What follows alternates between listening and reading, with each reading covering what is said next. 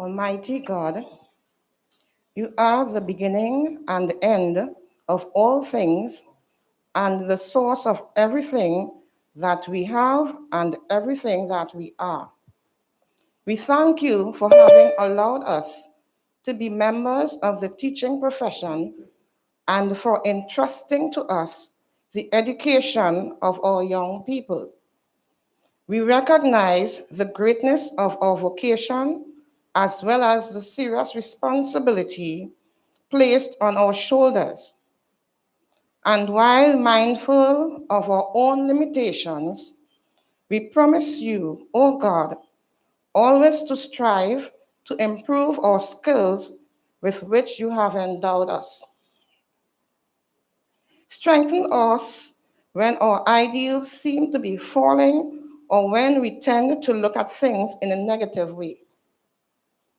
Help us, O God, to be true examples in deed as well as in word to our students and to have a special care for those whose family life is defective or non-existent. Bless our association and give to all our officers and members joy in the work of education. Help us, finally, O God, to be true friends to our fellow teachers and grant when you call us out of this world, we may come to you to receive the eternal reward which, in your infinite mercy, you have prepared for us.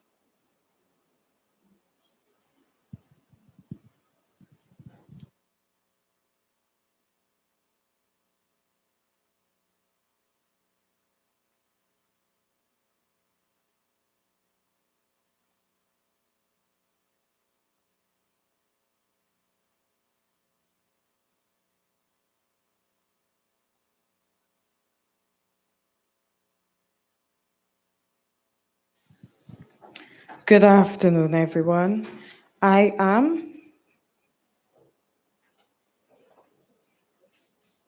You can have your seats. Afternoon, everyone. I am Tom McPherson, and it is indeed my pleasure to welcome Mrs. Antonia Tika De Freitas, President of TTUTA, Mr. Darren Lehim, Third Vice President, all elected and appointed officers of TTUTA, panelists, Ms. Geneva Dropal Singh, Director of Irie Theatre Production Limited,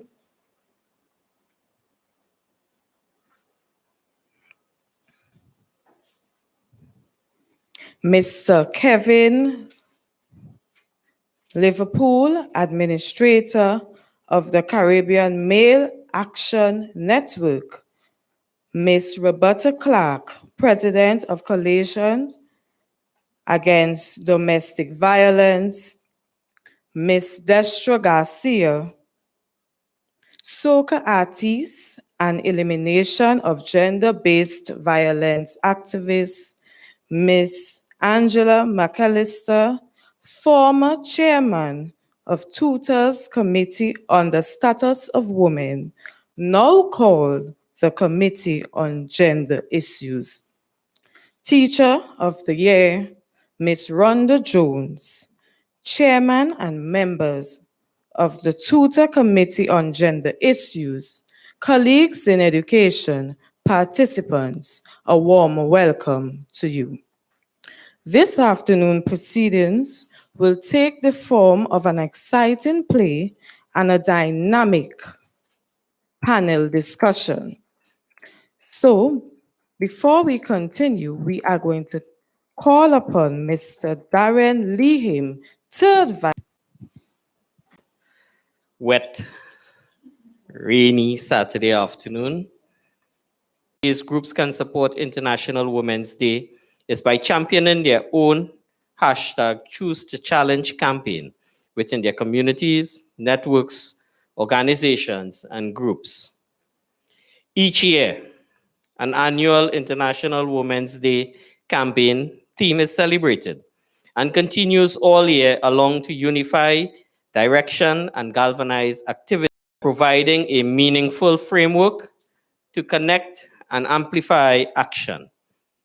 The Committee on Gender Issues of TUTA continues to campaign this activity to sensitize the membership. International Women's Day provides an important moment to showcase commitment to women's equality, launch new initiatives and action, celebrate women's achievements, raise awareness, highlight gender parity gains, and more. The day is celebrated and supported globally by industry, governments, educational institutions, community groups, professional associations, women's networks, charities, and nonprofit bodies, the media, and more. Collectively, every person and all groups can make a difference within their sphere of influence by taking concrete action to help build a more gender equal world. From small, powerful grassroots gatherings to large-scale conference and events, International Women's Day is celebrated everywhere. It's a big day of inspiration and change. Today, the Trinidad and Tobago Unified Teachers Association, through the Committee on Gender Issues, celebrates with its members International Women's Day 2021. Hashtag Choose to Challenge. Please sit back and enjoy today's activity. Thank you very much.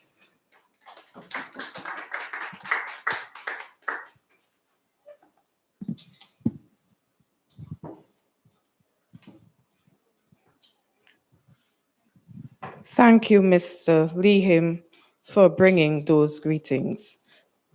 We now invite Mrs. Antonia Tika de Freitas, President of TUTA, to bring brief remarks.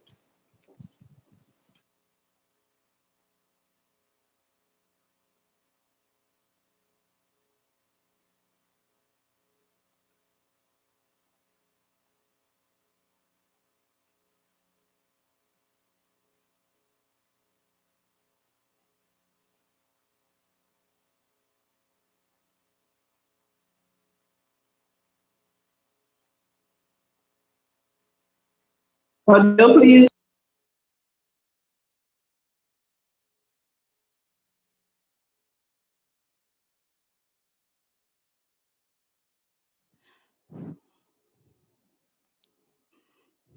So we start again. National officers of TUTA elected and appointed, chair and members on the Committee of Gender Issues, the panelists, Ms. Geneva Drupal Singh, Mr. Kevin Liverpool, Ms. Roberta Clark, and Ms. Destra Garcia. Ms. Angela McAllister, former chairman of TUTA's Committee on the Status of Women, and the Teacher of the Year, Ms. Rhonda Jones. Chairman of today's proceedings, and colleagues all, good afternoon to you. International Women's Day has come and gone. We have heard a lot of talk. We have seen quite a bit of activity. So let me take you back now to where some of us are at this point. A mother cries, full of hopes and dreams for her baby girl. A mother cries as she closes the door to her little girl's room she does not want the little girl to see. A mother cries silently as she is fearful of what the future may hold. You hear about these things on the news for a little while, then they are forgotten. A mother cries as the young woman excitedly tells her of the new love of her life, that the young woman will have a better life. The mother cries as she stands at the foot of her daughter's hospital bed, for the daughter is bruised and scarred, physically and emotionally. The mother cries for herself and her daughter. Is there no end to this pain? Doesn't anyone hear? Doesn't anyone care? When will it end? How will it end? Who is to save them? Who is willing? Are you, educators, prepared to step out and help? To speak out consistently against the gender-based violence in the home and in the workplace? The eradication of domestic violence and the violence against women, the elimination of harassment and violence against women in the workplace has now become everyone's business. And as educators, we have an integral part to play. We have accepted the responsibility as this committee, as TTUTA, to give voice to the voiceless. We have accepted the role of confronting the power narrative that is at the heart of gender-based violence. Let us, as educators, be significant advocates, educating our boys and our girls on what it means to be a man, on what it means to be a woman. That's our challenge today and every day henceforth. I want to thank the committee for all its endeavors over the last few weeks to elevate and to advocate and to sensitize on gender-based violence. I would like to thank the CADV for partnering with TTUTA in this venture, and we look forward to continued interactions, and we look forward, educators, to your support. Enjoy the rest of the program. Thank you.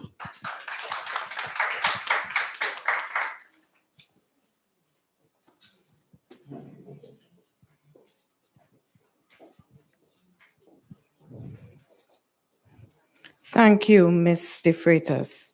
At this time, I would like to call on Ms. Eka McPhee, 2018 Teacher of the Year and Vice Chairman of the Port of Spain District, to now present Ms. Tika De Freitas with a special token in recognition of International Women's Day and recognizing her to be the first president of TTUTA.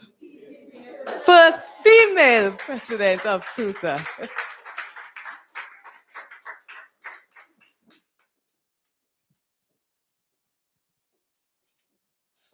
President, on behalf of the Committee of Gender Issues, we want to thank you and we want to present this token of appreciation to you for your unwavering support to the committee and its members. And we look forward to greater communication between yourself and the committee going forward. Thank you very much. Thank you very much. Thank you.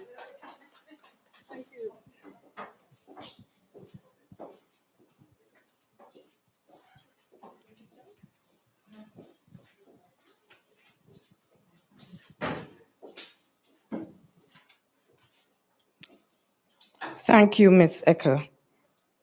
At this time, this is the moment we have been waiting for. We are now going to view the local play, Maniacs, directed by Ms. Geneva Drupal Singh.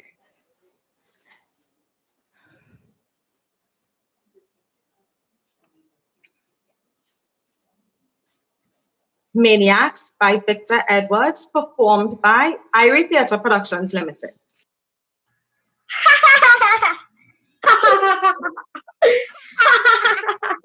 I catch you. No, you're cheating. I'm not cheating. Shh. Daddy reach home. Go on, hide.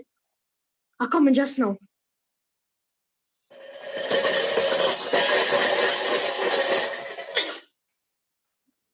You're running, eh? You could run somewhere. George, I'm begging you, please don't beat my cat, George, please. Please, George, don't beat my cat. Where you running? You could run somewhere. Run now, now. Run now. Why you are running?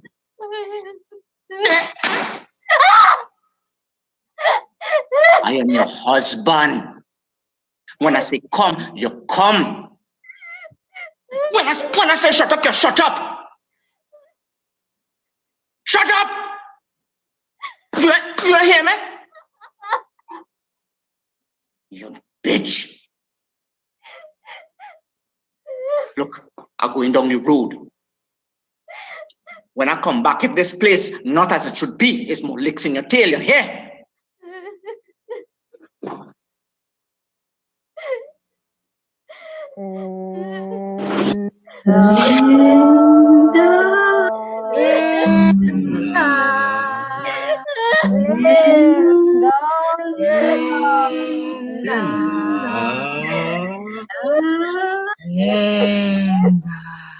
No, woman, don't cry. Dry your tears, we say. No, woman. Don't cry. You must have something to say. Who said that? Who said that? Like I hearing things. Like I'm dead or what? I'm going mad. I'm seeing things. Olia, for real? Who is Olia? I is the past, a grandmother, a friend, and nothing wrong with a little cocktail now and then. I am a daughter, you see, and not a blasted man not hitting me. I is a mother child, and my belly ache. The amount of licks I take for my children's sake. And who is you? I is you, so young and firm. You were so blasted hard and you never learn. Don't touch me, and won't find it strange. From Long time, I never change. So your husband beat you, huh? He beat you good. What happened, Linda? You bought the man food? Leave she alone, you male chauvinist, or feel the wrath of my. As for you, woman, I don't mean to pry. All you could do is sit there and cry. Have a heart, granddaughter. Don't be hasty as men do. They grow old, the same as me and you. Fight fire with fire. Be patient, my child. Keep him on your mind. but do it with style. Starve him of love. Starve him of food. Take your revenge and take it good. No! No. I can't do that! Leave me alone. Leave me alone. Leave me alone! Leave you alone. Leave you alone, you say, Linda.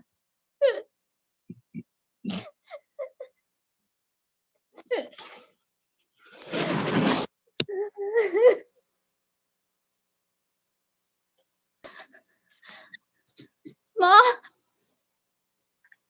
God, Ma. I can't take it no more. John just beat me so much. What to do, Ma? Be patient, child. It's 5 years now, Ma.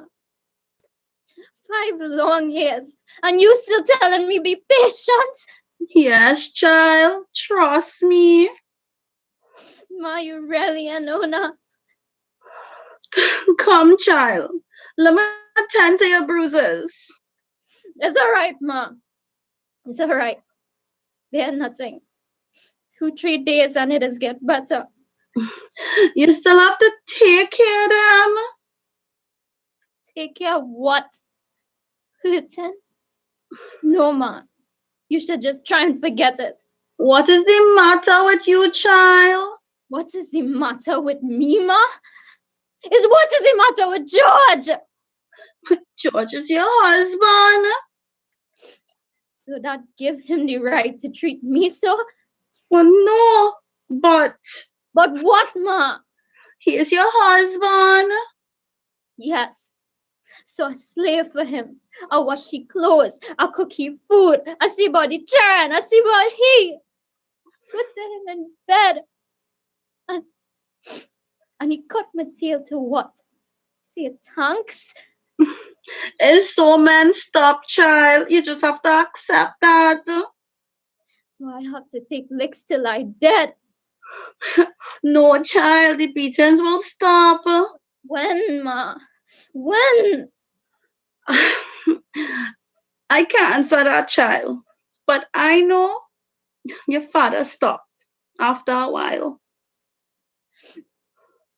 Ma, sometimes my belly does not appear in pain, in hatred for this man whose strength I bear. I just hate him so much that sometimes I just feel to do something rash. Try talking to him, Linda. That is like talking to a wall, Ma. George changed so much over the last 5 years. It's as if he's a different person. And yet, things wasn't always like this.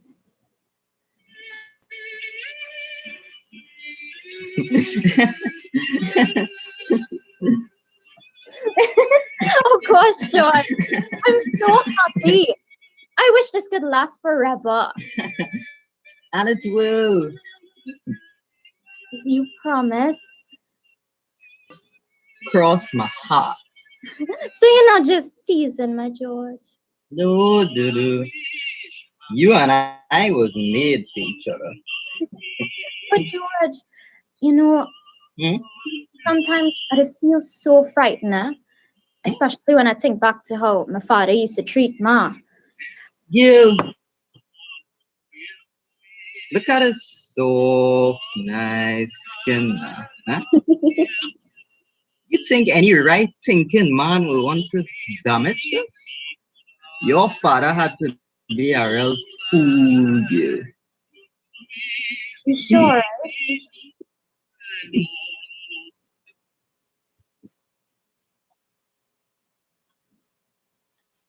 So you see, Ma, me and George had a good beginning. Me and your father too, child. What does go wrong, Ma? Child, I really don't know. Man real strange in truth, yes? 1 minute, they're like dog in heat. And the next minute, they're like dog nose, cool. But Ma, these days he's not even interested in me that way. You think he have a next woman, Ma? That wouldn't be news. Well, that's maybe my fault. Maybe I get ugly and fat. Don't be foolish, girl. You still young and pretty. Well, why else he'll get an ex-woman? Man, I just long child. Maybe George is like that. And you expect me to stay quiet and live with that? I did. Well, I can't. But not even for the children. Oh, the children. I used to think my children would fill my life with joy and unending love. They are your children, your responsibility. So they do belong to George? He not responsible too? Yes, but in a different way. Different way? Ma, I can't understand your thinking at all now. You never could. Remember how you defied me when I told you what I thought about George then? But no, you just had to have your own way. La la la la la la la la la la. Ma, I have something very important to tell you. I'm not really too interested in hearing anything from you. You already made it clear that you is a big woman. Oh gosh, Ma. Don't be so na, Ma. Please. You asking, please? Well. Ma. I'm pregnant. Child, I can't say I wasn't expecting it. I suppose George is the father. Yes. Yes? That is all you could say? Yes? You don't have shame bringing Belly in my house? It's not have shame where it's have love, Ma. I telling you so long now that I love George. But you against him all the time. I fed up hiding to go and see George. It's time we relationship come out in the open. Well, that is not all that coming out in the open. But Ma, me and George, we planned this. Now you can't say no to me and George. I hope all you make plans for other things too, because no unmarried girl child making baby in my house. Ma, is your own grandchild you talking about, so? Bring him after he born. I thought you would understand. I thought you would soften up and give me and George a blessing. Blessings? For that no good scamp? Never. That sweet tongue he have fool you, girl. He have you wrap around his little finger. I don't know all the little sense you have gone. But Ma. Just go from me and just don't bother my soul. Go and hope things work out for you. La la la la la la la la la la. La la la la la la. And things did work out well, at least for a time. Yes, and I was so glad I was wrong. Well, it looked like it was right all along. Girl, mothers does know things that children don't even suspect that they know, but children don't listen. So, Ma, you really feel George behaving so because he have another woman? Child, the woman who have a man who don't have another woman, she better hold on to he tight. If George treated me this way because he have an outside woman, I go leave him. And go where? Not by me. I can't have no man making noise by my doorsteps all hours of the night. I too old for that. Well, I could live on my own. Be sensible, Linda. How you gonna live? Think about the children. It's damn self I thinking about, ma. The children don't deserve this. They don't. But leave George, and pretty soon you're in a next man arms, and I don't even want to discuss what that would mean. You have no education. You go out there, you leave one wolf to face the pack. So take my licks. Wait till he gets so old he can't beat me no more. Live with all this rage burning inside my belly, ma. Yes. Your father, the old bitch, he used to beat me so bad. Sometimes I had fever for weeks. But he's dead and gone long before me. At least I had that time. So that's your solution. Take the beating and hope to outlive it. No, ma. You yourself say are still young and are still pretty. Maybe I have a chance if I leave now. And shame me twice, child. Shame?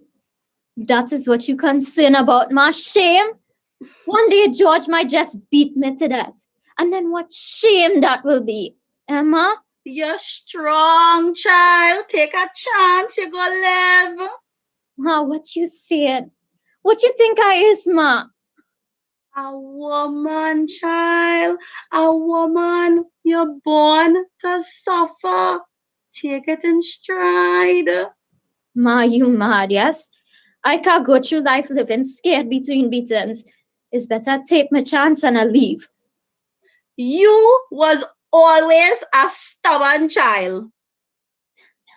Yes, ma, I know. Yes, Linda. Linda. Linda. Linda. Linda.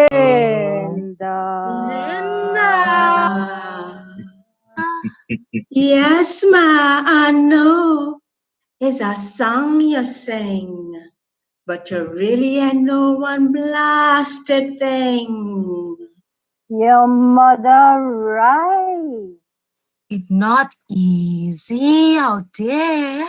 You have no education. Leave this stupid man. And go where? A next man. Resign yourself. Have patience, child. Fight fire with fire.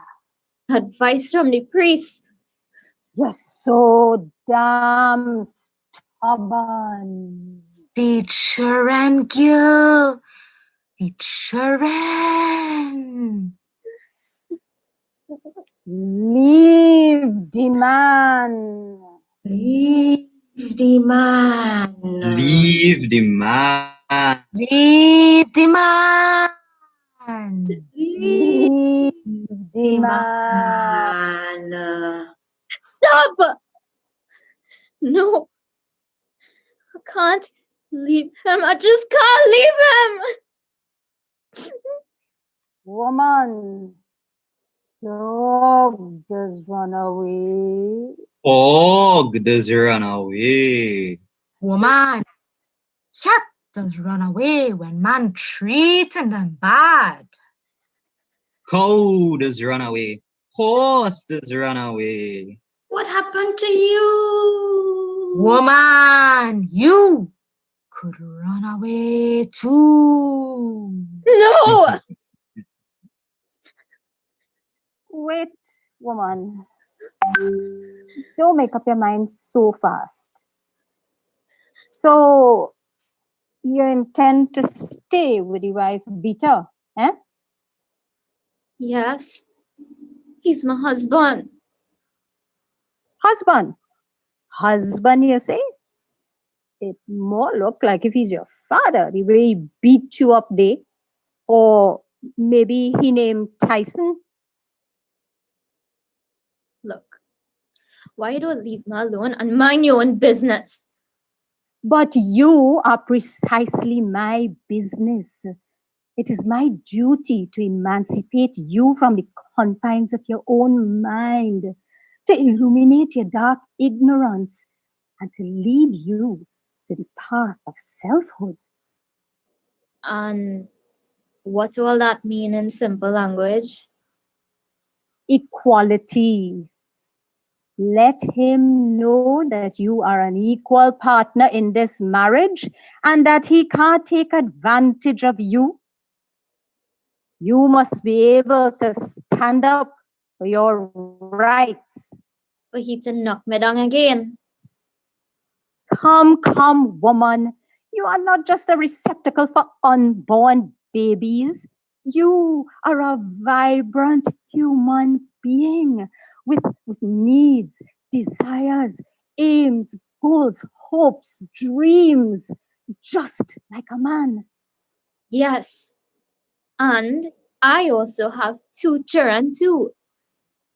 It is not I who tell you to get stick up with this man. Well, I did love him. Love? Look where the love you say you love have you. Why don't finish school? Get a good education. Have a nice career. Not just no nurse or secretary work, you know. All now so you didn't have to study no man.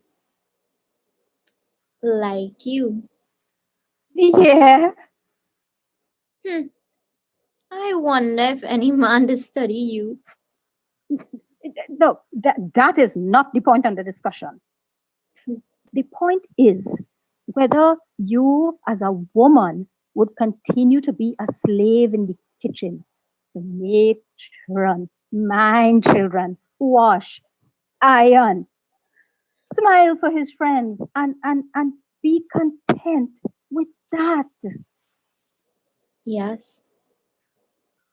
Don't you feel the need to be independent, to go out with your friends, sip a little drink, be sociable? My husband does carry me out sometimes. No. I mean, don't you feel like going out by yourself sometimes? Out by myself? Woman, now you want the man to kill me?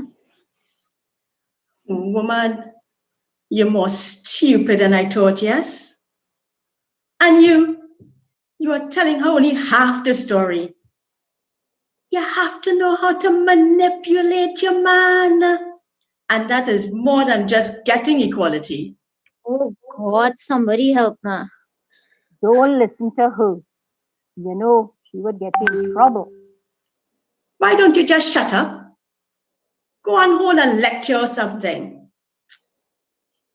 Linda, you see, you have to make the man respect you.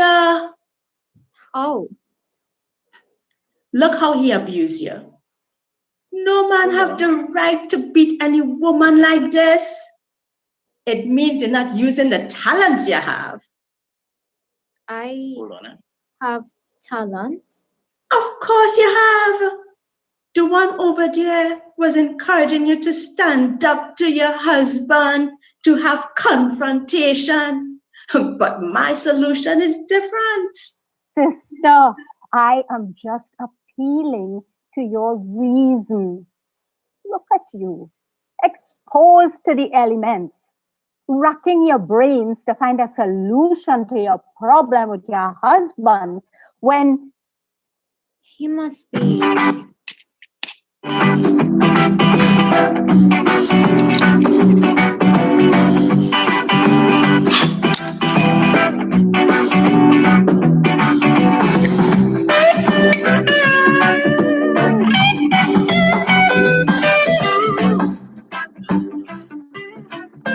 In this rum shop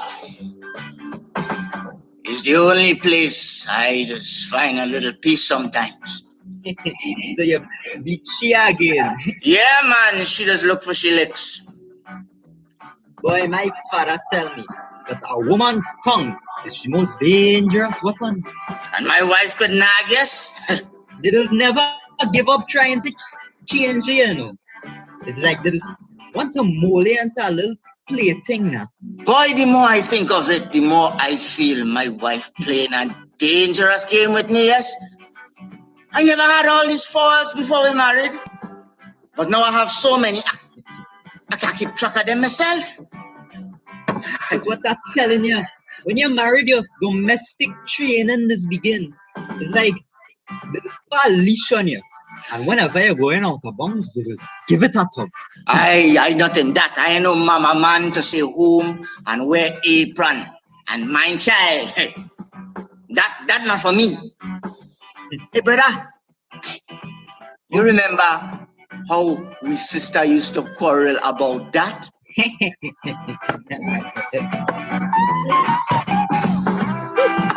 So, you're gone again, eh? Well, Gil, nature calls. And who am I to resist? Huh. Like your nature working overtime. Look, it's not my fault. In any case, why are you worrying? No worry. It's just that you might burn yourself out. A big, young, strong man like me? Nah, man. Lady Fortune always seems to be smiling on me. You're lucky. Together with my charm. And my golden tongue, yes, that too. Aha, you're jealous. Wrong. Yeah. It's just that it have no justice around here. Justice? Don't try that. You know exactly what I mean. Some people are treated better than others around here. Oh, yeah? Who? You, of course. You have all the freedom in the world. And you don't have any? Yes.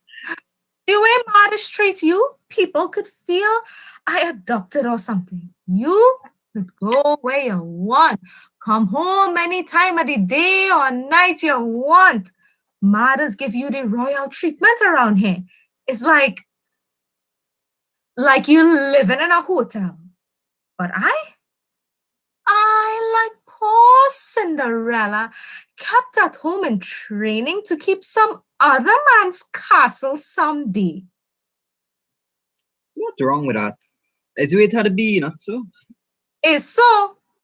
So you don't think that I need to be free of this house too? To get out, feel the wind in my face, to meet people, to have fun, to live life? Maybe. Huh. But my trust you. Ma and trust herself. What is the big difference between me and you? For Ma to treat we so. A big girl like you, and you know that? Huh. So, that's it. That's all of it. Yes. The big difference is that I am a man, and you, well, you're a girl. And as such, I am not to be trusted. My own mother thinking about me in that way. The other day I hear Mark telling the neighbor, let my son strive, Gil. He ain't gonna bring no belly home. So you could play the field and strive. And Ma make me a jammet before I could prove I is one. It's not only Ma, Gil. It's all mothers who just bring up the Gil children, so. And it's all mothers who just be spoiling their sons. Their mother spoil you.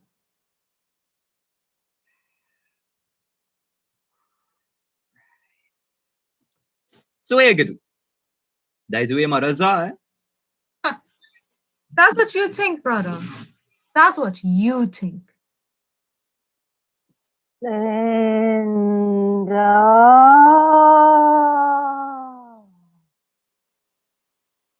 Linda.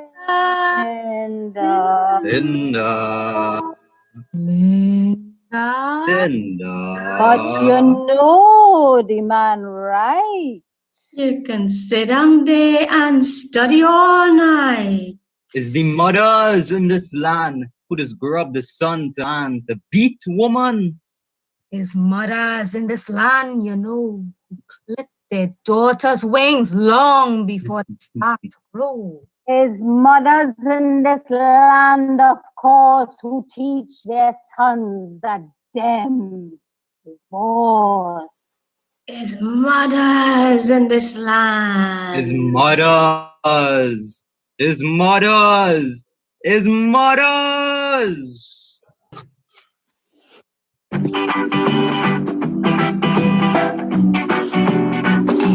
That is where the trouble is starting. Wives feel every time you leave home, some woman you'll be behind. It's the false sense of security. And when they can't get you to behave as they want you to, they just use the final weapon. Yes. And I can't stand that at all. Crocodile tears, my friend. They just be crying, but they just be watching your cut eye to see if it's working, and then they just adjust the volume to speak. Boy, sometimes I just get some real scary feelings towards my wife, yes? What do you mean scary feelings? I shame to admit this, but it's as if I just hate her. When you see she get my vexed, boy, I frighten one of these days. I just wouldn't be able to stop when I'm beating she. But George, this thing's serious. I told you only needed to beat she to keep she in line, to show she who was boss. A lot of people feel so, but I know different. So this the same Linda you did fall in love so much with? Yes, boy. This is why this thing's so frightening. Sometimes I just feel that we shouldn't marry. We should just be living together in a visiting relationship. It's this day in, day out, tied down in the same place with this legal document over your head saying you can't leave as you very well want. Mm-hmm. But I don't know. What I'm telling you? You see what I'm telling you? The man is planning to leave you stranded. That is not true. The man is just confused. I'm confused. You shouldn't be. You don't see how much the man still loves you? Don't worry with her, sister. You have to study what you will do when he leaves you, because he will leave you. Why all you don't leave me? Because you need help. And if you take my advice, he would never leave you. I tell you, he will leave you with nothing except your two children. So, man, stop. It's so man, stop.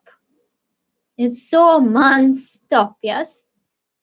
Ma did really say that.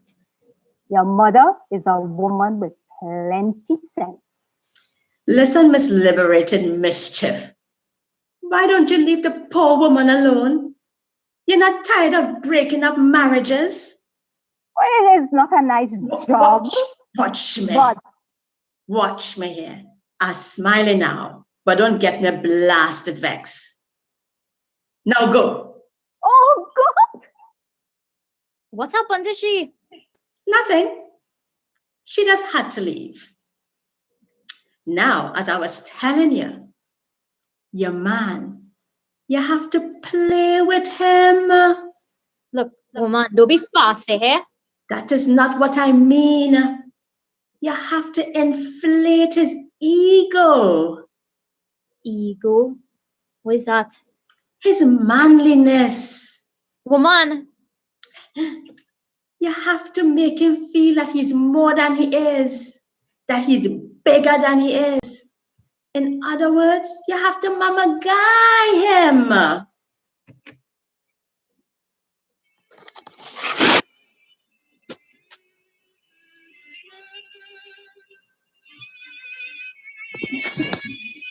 George, Huh? you're a good man, you know that? Now you're talking.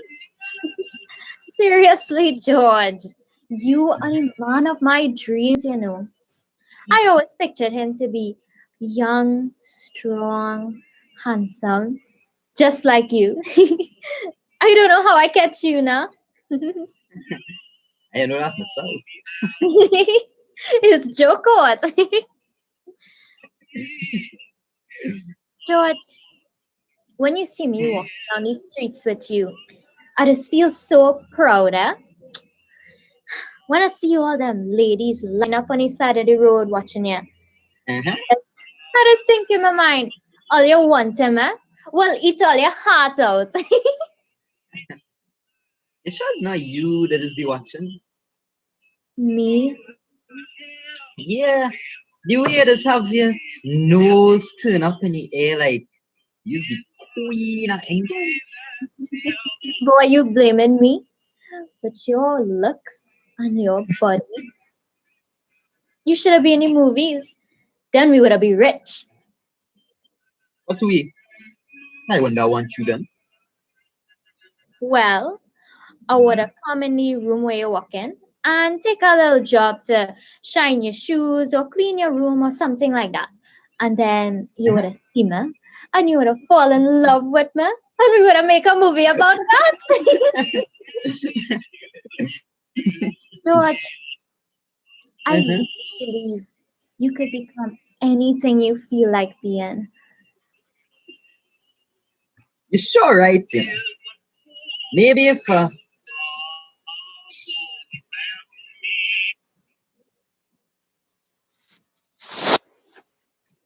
You see what I mean? That was beginning to work. I don't believe in this mama guy thing. It's not for real. That is not the point. You have to do the things that will make the relationship work. A man bound to see through all that mama guy. Woman, there are some men stupid enough to believe anything they hear, especially if it's about themselves. It will not last. It's not for real. Tell me, which relationship between a man and a woman is for real? Woman, this marriage thing is like a game of chess. Every move have to be calculated and well timed. You just can't hope that the relationship will work because the two of you living together in the same house. You feel I ain't trying? Maybe too hard and not using the talents I'm telling you about. Massage the man's ego. If he ugly, make him handsome. If he's small, so make him big, so blow his mind with all talk. Then he will can't help but love you. Look, I can't play this mind game. Listen, behind every successful man, there's a woman. Yes, and a woman could make or break a man. Look, I ain't have time for this damn stupidness, you hear? This relationship too advanced for that kind of thing. That is for young people when they caught in. I don't have the energy. So what you will do? You have to. Oh God, woman, you give me life again. Thanks. Oh God, when this will end? Look, woman, I am the only real chance you have. I had really thought that you had cast me out like so many others. But you give me life again. And now you must do as I say. Must do as I say. And I say your husband must pay. Must pay. Must pay. Must pay. He must recognize you as an equal partner in this marriage, be made to accept his responsibilities, or else. Or else. Or else. Or else. Or else. What? that for last. I want to hear what you have to say. Woman, the day you get George to say that man and woman equal, have the same rights, and you get him to say that he have responsibilities at home, you could have him. Look, I ain't interested in no man, eh? Man is only a distraction. But if I had a husband,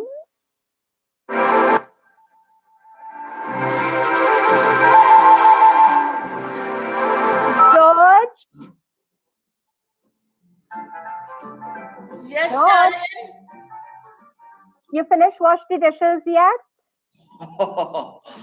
No, darling. George? Yes? Bring me the nail file from on the buffet.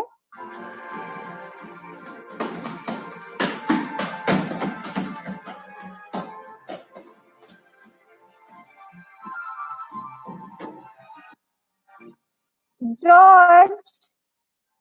Yes, darling. George?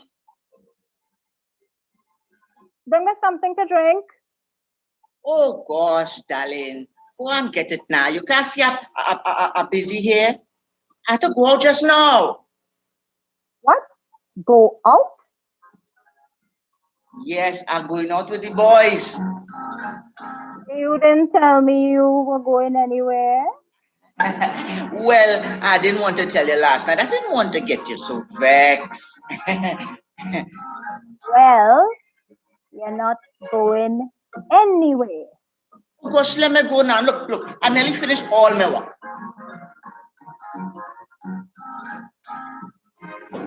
If I let you go, what you'll bring back for me? What you want?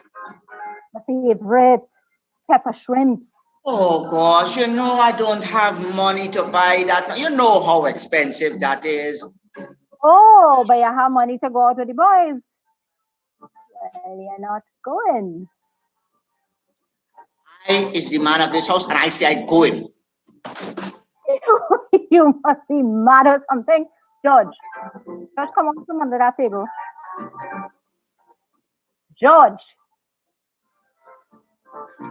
I is the man of this house, and I not going.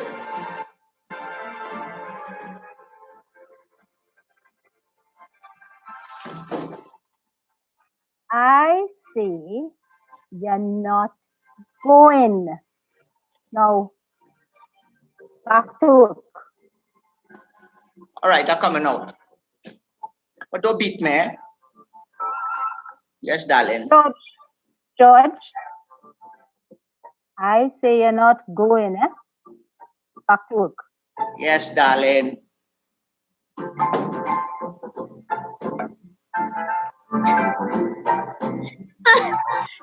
You mad or what? George will never let no woman boss here around. Could imagine my George in an apron? You're dead first. If you were my husband, I would make him. But you don't have the character to achieve such a victory. So it means, therefore, that the matter has to be settled elsewhere. Settled elsewhere? Yes. Though things do not normally go this well, it is still my victory. And since all else seems to have failed, it is now time to release my secret weapon. Hold on. Settled elsewhere? Secret weapon? What's all this? Court!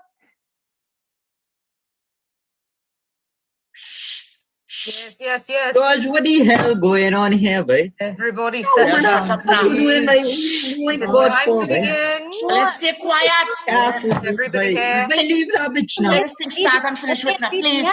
Good Lord. George better not Is everybody here? Order! Yes, the judge. Order in the Shut your court! Then, do you swear to tell the truth, the whole truth, and nothing but the truth? Yeah, whatever.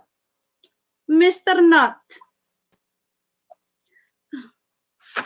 You are accused of physically abusing your wife, Linda Nutt, on the 27th of August, 1988.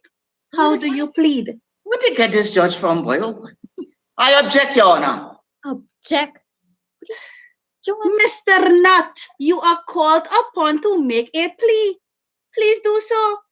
She's a Spanish. I object, Your Honor. Objection. On what grounds? This court has no jurisdiction over this matter. Come, Mr. Nutt. Surely you jest. Look, this is my wife, right? I put a little cocktail on she now and then when I find she going out of line. What's wrong with that? Everything, since the law condemns such actions. Yes, so? But she is my wife. Unfortunately. Come now, man, judge, man. I show you just put a little cocktail on the husband now and then, fellas. Mr. Nutt, Mr. Nutt, I'll have to charge you with contempt of this court. That statement is irresponsible and irrelevant. Strike it from the record. Mr. Nutt, I warn you to stick to the matter at hand and not to stray to fictitious imaginings. Now, how do you plead? I can't plead. Can't plead. Mr. Nutt, your wife has accused you not on one, but on several occasions of maliciously beating her. The law, Mr. Nutt, the law regards such actions as uncivilized. Mr. Nutt, your wife has found it necessary to seek shelter within the law, and it is the duty of the keepers of the law to see that she gets it. See that she gets. The next thing you will be telling me is that I have to sign a consent form before I sleep with she. Mr. Nutt, clause 44 states that you need her consent. Yes, sir. I don't know if a form has been issued for such a purpose, but that is not the matter under consideration. You even have me straying. Now, please plead. I plead temporary insanity. I was mad when I beat you. Insanity? The next thing you will be telling this court is that you suffer from manic depression and that you are Mike Tyson. I have no misgivings about that. Bailiff, before I get mad and beat someone, let the trial begin and let the record show that the defendant pleaded not guilty. That is not true. He beat me several times, especially in the last 2 years of our marriage. Look at my face, how it disfigured, and my skin, how it marked up. Are you saying that he was kind to you earlier in the marriage? Yes. And then what happened? I don't know. It just changed. It was as if all the love was gone from him. He would just come home and look for things to quarrel about. It is contended that you contributed to the breakdown in this marriage, which forced your husband, George, to commit these brutal acts of violence. Is this true? No. All I used to tell him was, stay at home a little more, help around the house, help her with the children, stay home on Sundays, you know. That is ungrateful, man. All I wanted was a little help.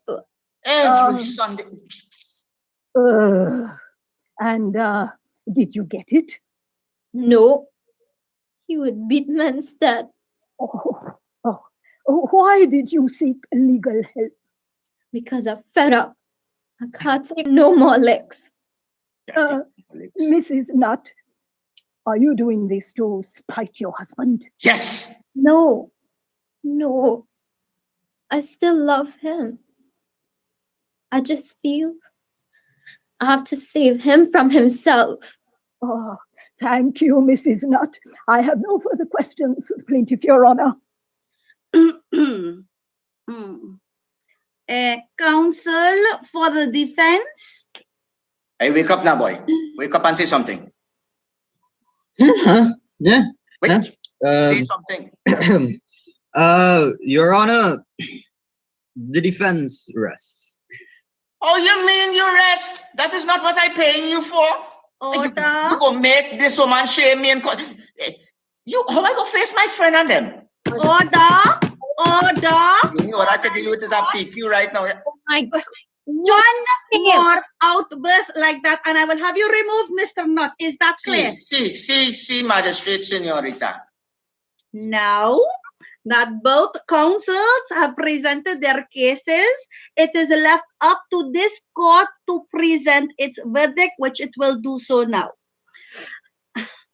After careful consideration of the evidence presented, this court finds the defendant, George, not guilty.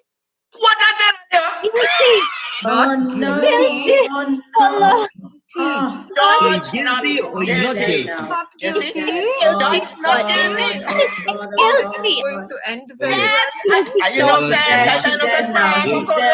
Guilty. George, boy, she see a guilty boy. She see a guilty. Is so?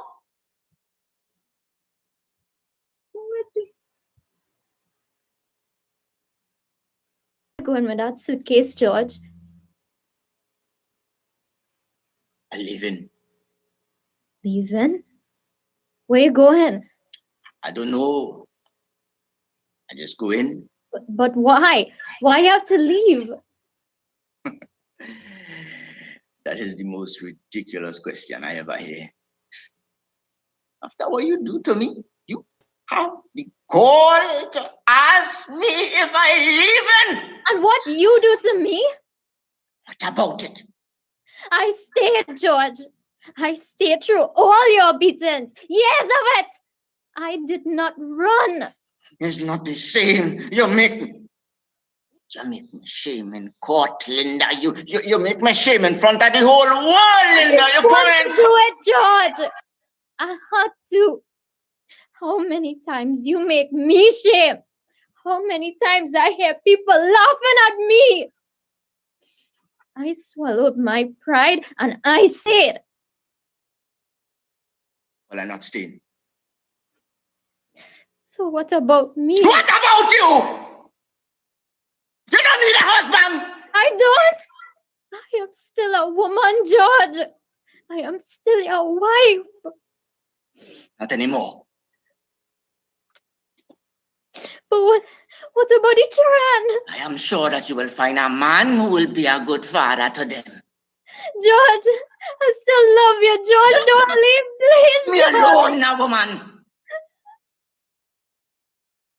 Well, what? Well, you have a solution to your problem. You expect me to carry my personal business in a court and still be able to live with my husband afterwards? But don't you see, it creates the perfect opportunity for you to leave the man. Leave him? Leave him? No, I can't leave him.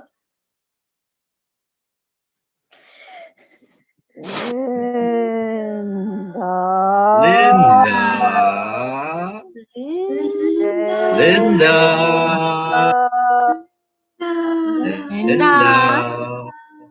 She can't leave him. I can't leave. You can't leave. He can't leave. She can't leave. We can't leave. You can't leave. They can't leave. Well, better with this damn stupid woman. We Believe. Believe. Believe. Leave him. I can't leave him. I won't leave him. Oh God, George. I'm so sorry, George. George. Hey. What are you doing out here? It's looking so late. Wait. George? Where they gone? Will you see them too? I'm not mad, Aunt. I'm not mad. Wait. This dream I dreaming?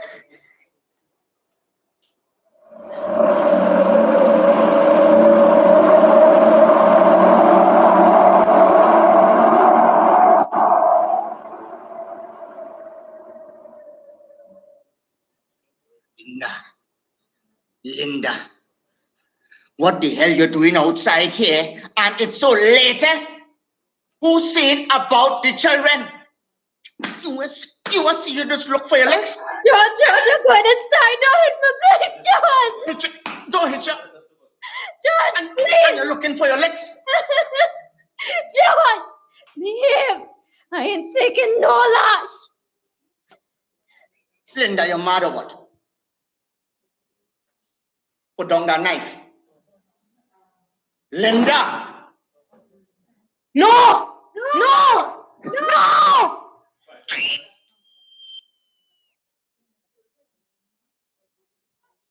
I am certain there are a lot of questions on your minds.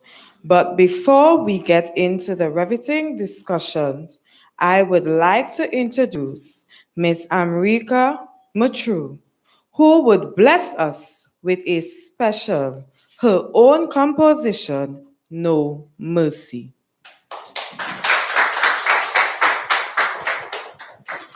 A pleasant good day, everyone.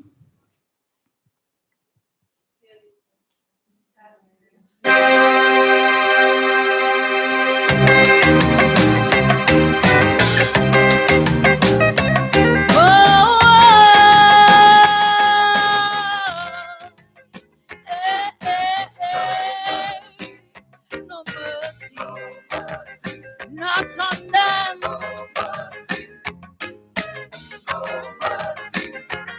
In this blessed land of the living, where peace and justice is denied, too many families out there grieving, they're hurting deep inside. How much more must our country burden? How much more must our people bear? A horror story leading to destruction. Now we walking around in fear. Violence and murders like they're in season. So many unsolved mysteries. A lack of resources always the reason.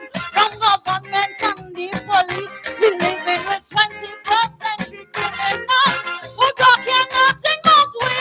We got to stand up now and fight to save this country. So no, we're not starting war, but it's justice I'm fighting for. I tell you, no mercy. No mercy on them. Too much corruption in this village. Some authority, big disgrace. I tell you, no. What? No mercy on them. So we gearing up for battle. No mercy. I said he was start, it's time to take over, look trouble. No mercy. It's we who paying the taxes, so it's you that's working for us. Millions spent on advances, yet murder still unjust. Stand up, wake up, we losing faith in the system. They add into the problem, so we have no mercy on them, no mercy.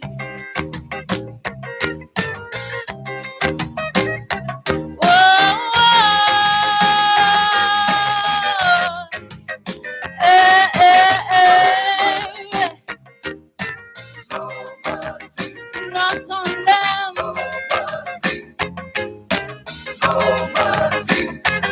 Child misuse it now like a virus spreading through this country called paradise. But we focus on wants and needs that's desirous. So now we babies paying the price.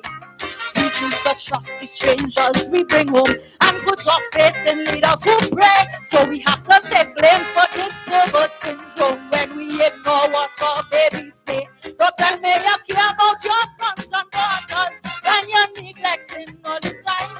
Don't feel like forget all your silent ministers. Yeah, shame you're promoting crime. How can you fight against molestation? Accept legal pedophiles. You got to stand up, no take heed to what children's cry. So no, I'm not starting war, but justice for children I'm fighting for. I tell you no, what no mercy on them.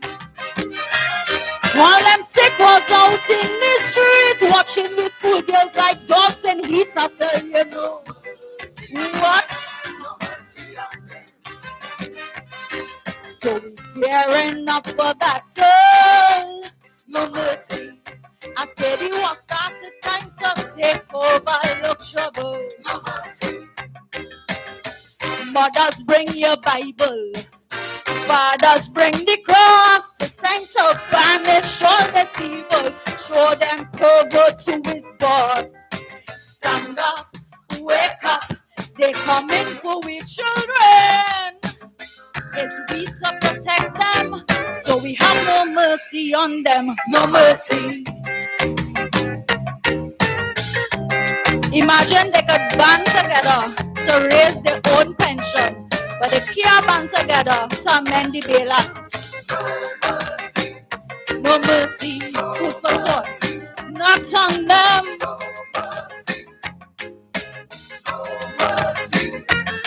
Exploitation on the agenda, but somehow we afraid to open we mouth. We're picking we daughters from their computer, making plans just to ship them out. Sending details of our girl children, age, height, color, and even the rest. But we wait till we own God become the victim, till we do something in this place. This battle was fought against our women, young adults to those in the prime. And while we sit and wait on the system, them rapists not even doing time. Look at action on in the headline, Andrea and Ashanti. Got to stand up now for the women of Sweetie and Tea. So no, I'm not starting war, but justice for women are fighting for. I tell you no,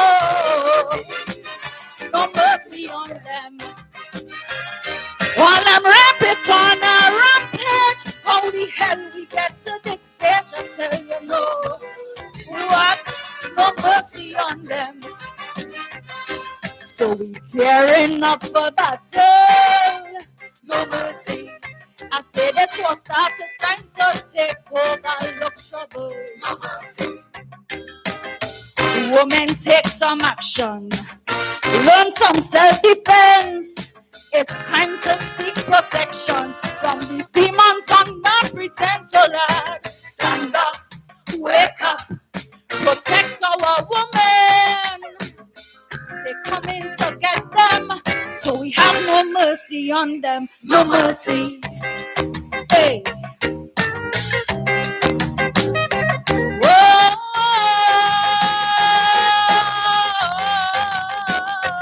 Hey, hey.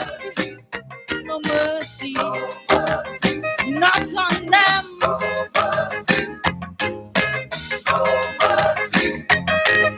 It's time to build back a nation from the chaos that's breaking it down. Stand up and fight with determination. Although hard, we have to be strong. From leaders straight home to the parents, we have to take responsibility. Stop pointing fingers only on the system. The state of crime is on all of we. The influence is more than pain and poverty. It's about impulse and influence. We need to raise our children properly. Teach them about using their common sense. Empower our youths with knowledge and wisdom. Give them love, teach them to be kind. Or else you're raising criminals to destroy mankind. So no, I'm not starting war, but 'Cause justice I must secure. I tell you no. Your children have everything for school, but only disobeying the rule. I tell you no. Cut the tail. So get ready for the battle. No mercy. I say this was start, it's time to take over, look trouble. No mercy. Parents, be proactive leaders. Go with confidence. It's time to raise we children. Teach them about consequence. Stand up, wake up. Stop spoiling we children. It's time to save this country so we can have mercy on them. No mercy. Thank you.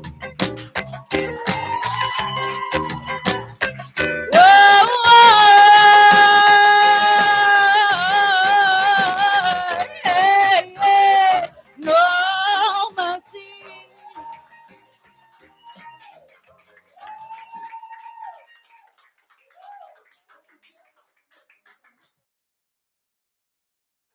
Thank you, Miss America Mutru.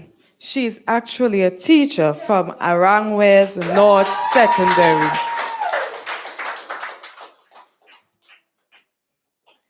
Now the moment we have been waiting for.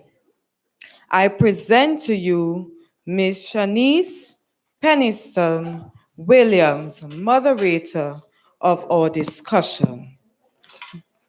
Do not forget to post your questions in our chat room or on our YouTube or Facebook page.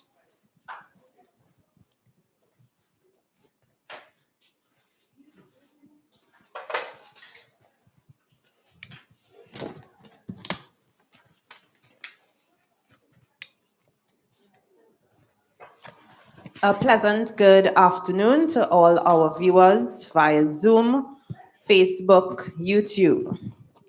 Good afternoon and welcome. So this afternoon, after watching that thought-provoking play, we are going to be discussing the play Maniacs. And today on our panel, we have Ms. Roberta Clark, President of the Coalition Against Domestic Violence, and she's a lawyer and advocate for human rights and social justice. We also have Destra, soca artist, and no stranger to the entertainment industry, and also an advocate for the end of violence against women. Joining us via Zoom, we have Geneva Drupal Singh, who was the director of the play that we just viewed, and she's a theater arts practitioner for over 15 years, as well as a theater arts teacher. And the lone male with us, Mr. Kevin Liverpool, the administrator of Carryman, Caribbean Male Action Network, whose main purpose and objective is transforming masculinity and promoting gender equality. So good afternoon to everyone and good afternoon to our panelists. Good afternoon. Thank you for joining us. So after viewing that thought-provoking play, if I were to ask you to sum it up in one word, how would you sum it up? Okay, let's take it to a phrase. Oh my goodness. Am I to say? Yes, go ahead. I mean, first of all, I wanted to say, first of all, thank you very much to TTUTA for inviting us to this forum because, I mean, I thought Saturday afternoon rain is falling. Is this really where I want to be and go? But I have to say, I have so many thoughts. I'm actually overflowing with thinking and things that I want to say and feelings as well. And it ended up, of course, so powerfully with America. But I think I want to end with where I want to start with where she ended, where she is calling for people to stand up and to wake up. And in relation to children, she's talking about children, love, and to be kind. And I think that's where I want to start, with those positive messages. Okay, yes, because we see even from the play where the role of parenting is very important because we see that it starts in the home. Yes. Destra, what about you? I really enjoyed the performance. She's convicting in what she's saying, and it's coming from a place of femininity, you know.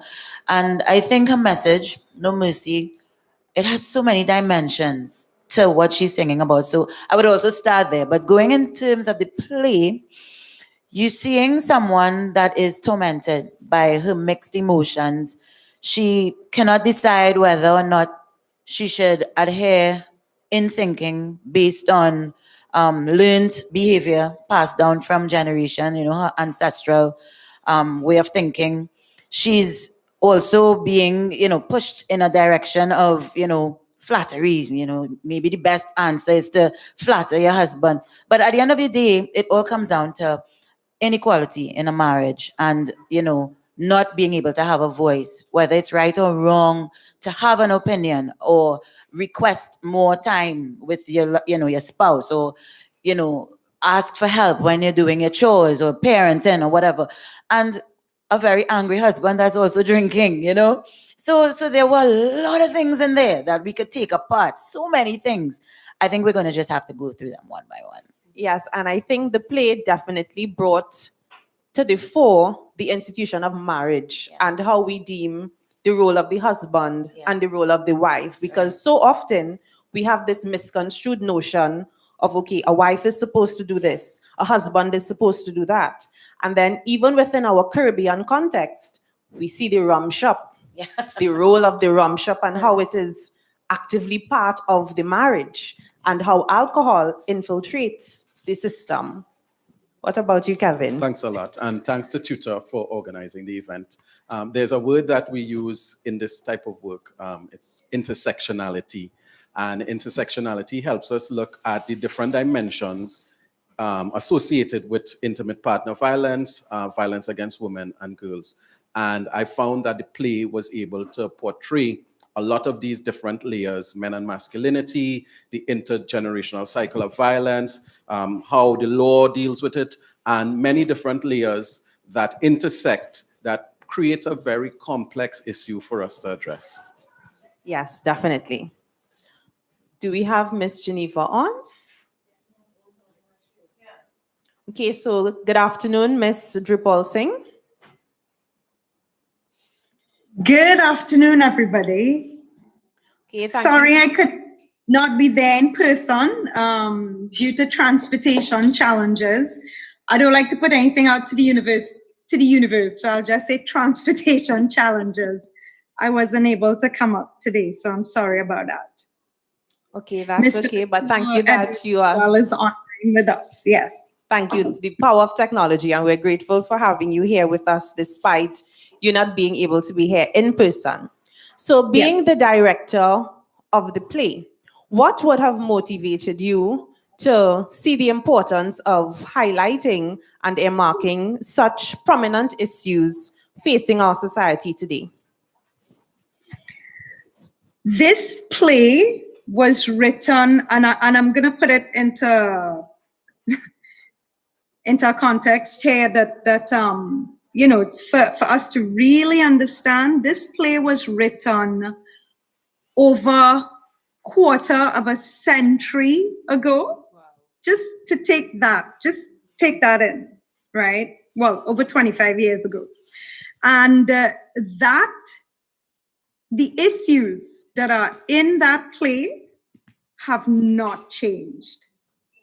Nothing has changed the dynamics of family relationships, how boys are treated as opposed to girls, the male-female relationship, the construct, the visions that girls have, and the dreams that they have, as well as what young men are allowed to dream of and to feel.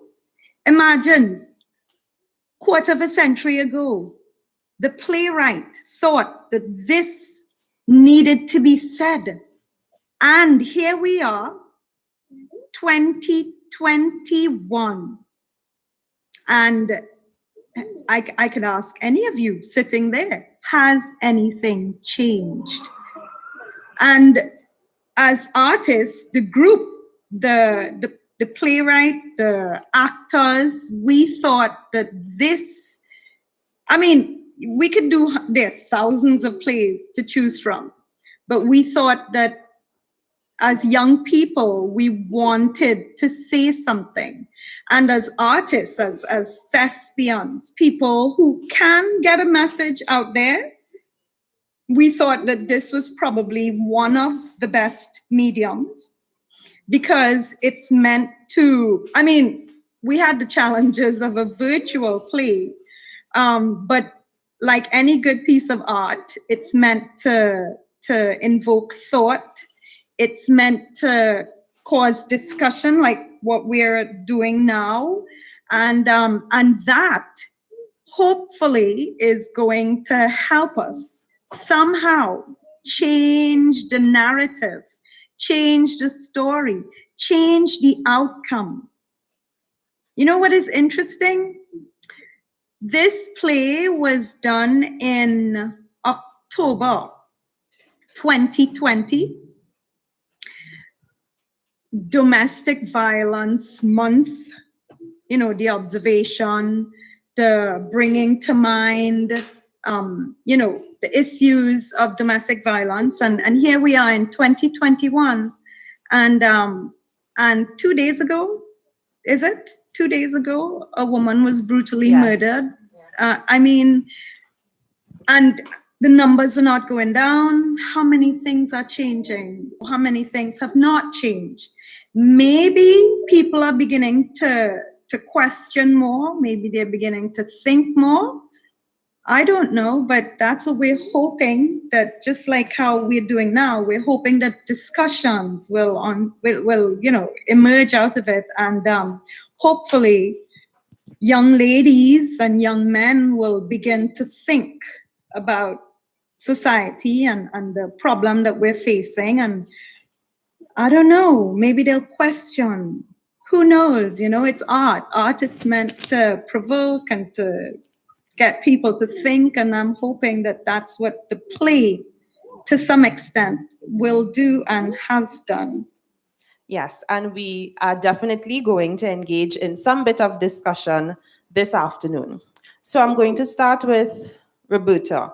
Since, you know, you mentioned even coming out of America's rendition of looking at children, because within the play, we saw that Linda we saw the generational trace where her mother was also a victim of domestic violence. And we see that even things that, you know, we tend to talk about generational curses without realizing that these are some of the things, the practices that our children see. These are the patterns that they go after. Because, you know, we say that the father is the first example for the daughter of selection for a husband. And here we see her husband also abusing her. So, and we saw the common statement, it was repeated a lot within the play, you know, what about the children? What about the children? So do you think that women tend to stay for the children, and what values then are we telling them is acceptable? How can we challenge this notion of parenting and staying for the sake of the children? Yeah, really complex. I think when Geneva said that this play was written in 25 years ago, I thought to myself, I can see that. I can see some little bit of aging in the script. But then I thought about it again when she said, but nothing has changed. And in fact, a lot of the themes in this play came out in the 2018 study done by the Inter-American Development Bank here in Trinidad and Tobago, where they interviewed 1,000 plus women who had between ages 15 to 64 and the experiences of intimate partner violence. And all of these themes emerged. And so we are thinking about risk patterns. What are the risk factors in both use and perpetration? Use of violence in the home and also experience of violence in the home. And one of the very strong themes in that study was that boys, men who as children experience violence and who also witness violence in the home are also more likely to perpetrate. Now, of course, it's not all men who experience it or witness it will perpetrate, but they're just more likely. And similarly, women who experience it as children, who experience being beaten as children and also who witness their mothers being beaten are also can be more likely to themselves be victims. It's about, in a sense, modeling. What you see, you're socialized into that. And so that's why it's really so very important when we think about parenting. This country has a very high acceptance for corporal punishment. In my chat group where I'm living now, there's a whole conversation. There was a video was shared with this man beating a child with a belt. It wasn't in Trinidad and Tobago, but the whole some members of the community chimed in and said, yes, what's the phrase? Spare the rod and spoil the child. So this whole notion that this is the way that we should be disciplining children and not understanding that what we are doing is socializing children to accepting that violence is a legitimate way to express your own power. And also is legitimate to exercise power over somebody else. And I think this is why we were so keen to do this partnership with TTUTA on this Education for Empathy and Equality project, because we see how do we changing culture has to start from very early. And family is a place to change culture, and schools and the education system are places to change culture because, children reproduce what we teach them. Correct. Yes. So stemming from what Roberta would have said, I have a question to direct to Kevin in terms of men and their behavior, what they see, they tend to pattern. How do you think we can challenge or even address this issue? Because we know we're not going to paint everyone with the same brush. But what are some things, some avenues that men who may have seen this growing up, what steps can they take to avoid repeating such cycles? Yeah, thanks. And I'm glad that Roberta introduced the topic or the area of parenting.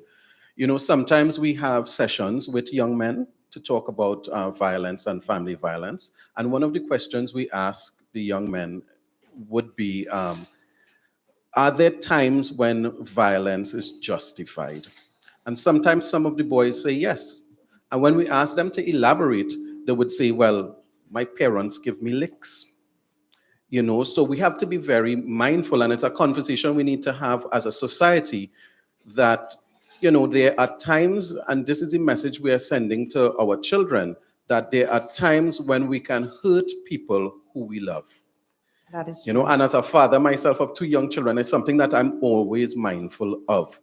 So it's important that we begin to interrogate that. And if you love them, you will hurt them. In the circumstances. Yeah, because the same quote that you said, spare the rod, spoil the child, So we have to be really mindful as parents to begin to explore different ways to discipline and to correct children that doesn't involve violence. And I'm glad that you said that, because within the play, we also saw where he admitted to abusing her and he was justifying it. Like there are reasons for her being abused. And we see it, okay, you come home from work, the food not the temperature that you wanted, licks. The house dirty, licks. So there's always some reason, or they think that the abuse can always be justified. And I like that you link it back where from such a young age that the young men can say that they would have been abused by their parents. So, it really raises the question of discipline. And within a Caribbean context, we tend to think that discipline is to hit you 2 slap, get the belt, get anything in sight actually. The hanger, the iron, pot spoon, anything, you will collect it. So it really forces us to challenge how we parent and how we discipline, because of course we know there are other means of discipline. So do you think that in some way men, and well, we know for sure that it goes both ways in terms of domestic violence, but how can we get persons to see that, hey, no, a woman is not a thing? Because coming out of the play, we saw that as well, where women are objectified. So, Dashra, what are your views on that in terms of seeing women as objects and therefore thinking that because it's seen as a thing, that I can justify my actions and how I treat a thing? I think it goes even beyond. We have to go a little bit deeper. Just now I said it's learned behavior from your ancestors, generational, right? But it's also a dictatorship mentality where you have the man of the house and the woman of the house. And there are blurred lines when it comes to the rules. Because a man is really the husband and the father, and a woman is the mother and the wife. What are those roles? You have to be clear on that, and I think now in modern times, you still have the abuse going on because there are some people that are afraid to, demand equality. What is equality? Being able to have your voice, being able to have an opinion without being scared that you're going to be hit or abused or killed or whatever, right? So you need to have that. And also, going into a relationship, equality must be at the forefront because, you say things like for better or for worse, for richer or for poorer, but you don't put a percentage attached to it, So then when you're married, you assume that man of the house means I go out and I work and I bring back the money, and when I come back, everything must be in an order, or else I'm going to use my learned behavior and react how I have learned how to react. Where instead of saying, you know what, it takes two in a marriage. And though we want equality as women or as men or whatever, it really isn't equal. Huh? Even if it's equal in terms of communication, in terms of the chores, in terms of the parenting, even if you find a husband that is helping and understanding and listening, it's still not equal because you are the person that bore the child. Right? So it would never be equal on that aspect. But let's say it's equal after birth.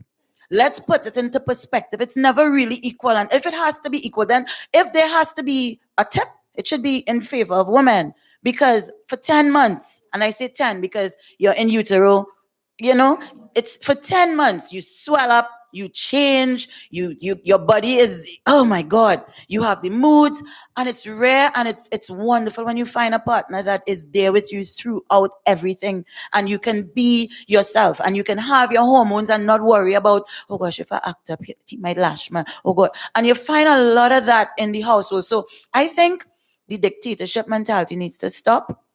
You have to accept as a man that, listen, I am not the man of the house. I am the father and I am the husband. And you know what else? I don't want to go into this, right? But it also stems from religion in the Bible, right? I was looking for it. It's Ephesians chapter 5, right? No, Ephesians the 5th chapter, 22nd verse. And I'll read it for you all because I don't usually go biblical. I'm fasting right now, so you'll have to excuse me. I usually don't, but I really want to say this. Now, verse 22 says, wives, obey your husbands as you obey the Lord. All right? Now, that's blood. Because somebody that is God-fearing would say, I have to listen to my husband or else God will get vexed. Right? And it continues to say, the husband is the head of the wife, just as Christ is the head of the church, people. The church is his body and he saved it. So someone who is very religious is going to rely on this. But then they don't read the rest of the chapter. Yes, I was They just don't about- read the rest of the I was chapter. just about to say And this is that. what gets me upset because it continues to say, wives should obey. Okay, husbands, love your wives just as Christ loved the church, people. He gave his life for the church. Christ gave his life, right? So that means love your wife so much that you do not hurt her.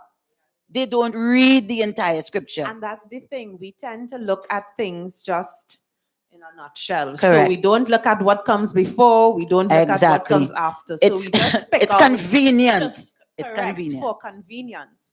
So it even goes back as well to the importance of boundaries in relationships, as well as understanding our roles and functions. And as you rightfully said, and you went biblical on us, you took us to church. So, it's really important for us to understand the concept of boundaries and knowing what we are going into. Right. And one of the things also that I noticed from the play is the victim blame and even the self-blame. So after a while, it tends to play on your psyche. So her self-esteem, she's thinking that maybe, okay, I get too fat. I'm not doing this, I'm not doing that, without understanding that, as you said, this is your rule. You had children. So of course your body will change. So the man now understanding this. So when we understand our roles and functions as man and woman, and not the woman trying to be the man or the man trying to be the woman in some instances, as we see, it sort of, those lines tend to get a little blurred. And we also saw coming out from there some of the other reasons why women tend to stay. So, Roberta, based on your research, your expertise, we saw one as being the children. What do you think are some other reasons accounting for women choosing to stay in such abusive relationships? I wouldn't say choosing, but let's say just say staying, because choosing adds another dimension of intentionality to it. But I think it comes back to what Destra is saying, because I think you said in relation to you said that this goes deeper. Now, remember how we started and what this event is about. This event is in commemoration of International Women's Day, and it was your president Antonio and Darren who spoke about gender equal societies. The fact is that we're not living in a gender equal society. It's not only in the family, not only in the community where we're not living, in the system generally, the societal level. And in fact, the theme of this year's International Women's Day is women in leadership in the times of COVID-19. But really it's about women's leadership and their voice and participation in public life. And we know that we're nowhere near equality, not here in Trinidad and Tobago, nowhere in the Caribbean, in fact, nowhere in the world. Because in fact, we are still in a system of, let's call it patriarchy. Patriarchy just means the rule of men. And whether it's in government or whether it's in faith-based institutions or whether it's in, the private sector, in the homes, this whole notion of men as heads of households. And that's what that's what we have to deal with. That's what we have to fight and combat and end. That in fact, we are going for equality between women and men and equal value. So it's not just numerical equality, but that we are equally valued in our innate attributes, whatever we bring to our societies. And so I think we have to always come back to that violence in the home is very much connected to power imbalances. And if we are going to address that, then we're going to have to root out this acceptance that some people are more or less than others, that women are less than men, that some men are more than other men. I mean, talk about intersectionality. There are ways in which inequality plays out across our society, not just between men and women, but within the categories and, of course, in other ways. So ending violence against women is also a social justice issue, very much linked to getting a larger equality. Now, your question to me was the factors. Factors, yes. Okay, so I think that the factors are pretty clear in this play, and talking about the mixed messages and all those things complicate decision making, because you have the inner voice telling you that you have a role. Your role is nurturer. You have to take care of the children. They should be the first on your mind. You don't put yourself before children, whatever that means for people. You may be financially dependent. In her case, she didn't finish school. Linda didn't finish school. We saw the role of education, definitely. So there was this idea that she could not stand up on her own 2 feet, and she had children to take care of. So she's sacrificing herself to make sure her children are relatively stable, because of course children who witness violence in home can never be stable. But I suppose she's thinking about what are the alternatives that are available to her. And so all that complication, the mixed messages her community is giving her, they're making her ashamed about victim blaming. So she's meant to be ashamed for being a victim of violence. And then we see another kind of blaming, which is really very prevalent in our Caribbean, where we turn and we tell mothers, but you are raising those boys, and so why you have them is because of you all, in fact, that boys turn out to be men who abuse. Well, women, like men, we are all breathing the same patriarchal atmosphere. We are all works in progress to free ourselves from gender stereotyping. And of course, the gender stereotyping was very clear here, and I hope to hear, Kevin, from you. Men will never change. Yeah. Men will be this, men will be that. This notion, and we know that's why we talk about gender, because gender is changeable. All of us can change. But in society, we have a sense that women can't change, men can't change, their roles are fixed. But Kevin can tell us more about Kevin, that. so can you elaborate on that in terms of, the changing, how we define masculinity, gender, as well as the role of the parents, especially with raising boy children? Yeah, and I just want to touch on one point from Destra, one point from Roberta before I get to that, right? So if I forget the question, you'll remind me. So the point, and Roberta mentioned it, when you were speaking about the dictatorship that exists. And I really love the way that the play started. The play started with George laughing while he was perpetrating violence. And it really helps debunk the myth that men beat their wives because they can't control their anger. That's that myth. And it people say things such as, well, if we teach our boys how to manage anger, if we teach our boys emotional intelligence, then that might result in them being better partners. But it's really a myth. The reason why men use violence in relationships, and it's supported by the studies, is because they want to maintain that power and control in the relationship. And violence is just one form to maintain that, what Destra described as a dictatorship. Another factor, springboarding off of what Roberta shared about why women stay, we have to also recognize that all these cases of domestic violence in Trinidad, Caribbean, and worldwide follow a very predictable pattern. And it's called the cycle of violence, where we have tension building up, where the perpetrator may become irritable, on edge. The victim feels like she's walking on eggshells until there's the explosion and the violence. After the violence, men go through that, what is called the honeymoon phase, where he's apologetic, he promises to go to counseling, he may even start going to church. The victim may want to believe and want to change, and people around her may be encouraging her to stay because of the changes that he's going through because of that honeymoon phase. But that's just a phase, and then we're back at the tension building again before another explosion, then back into honeymoon. So like Roberta said, it's very complex.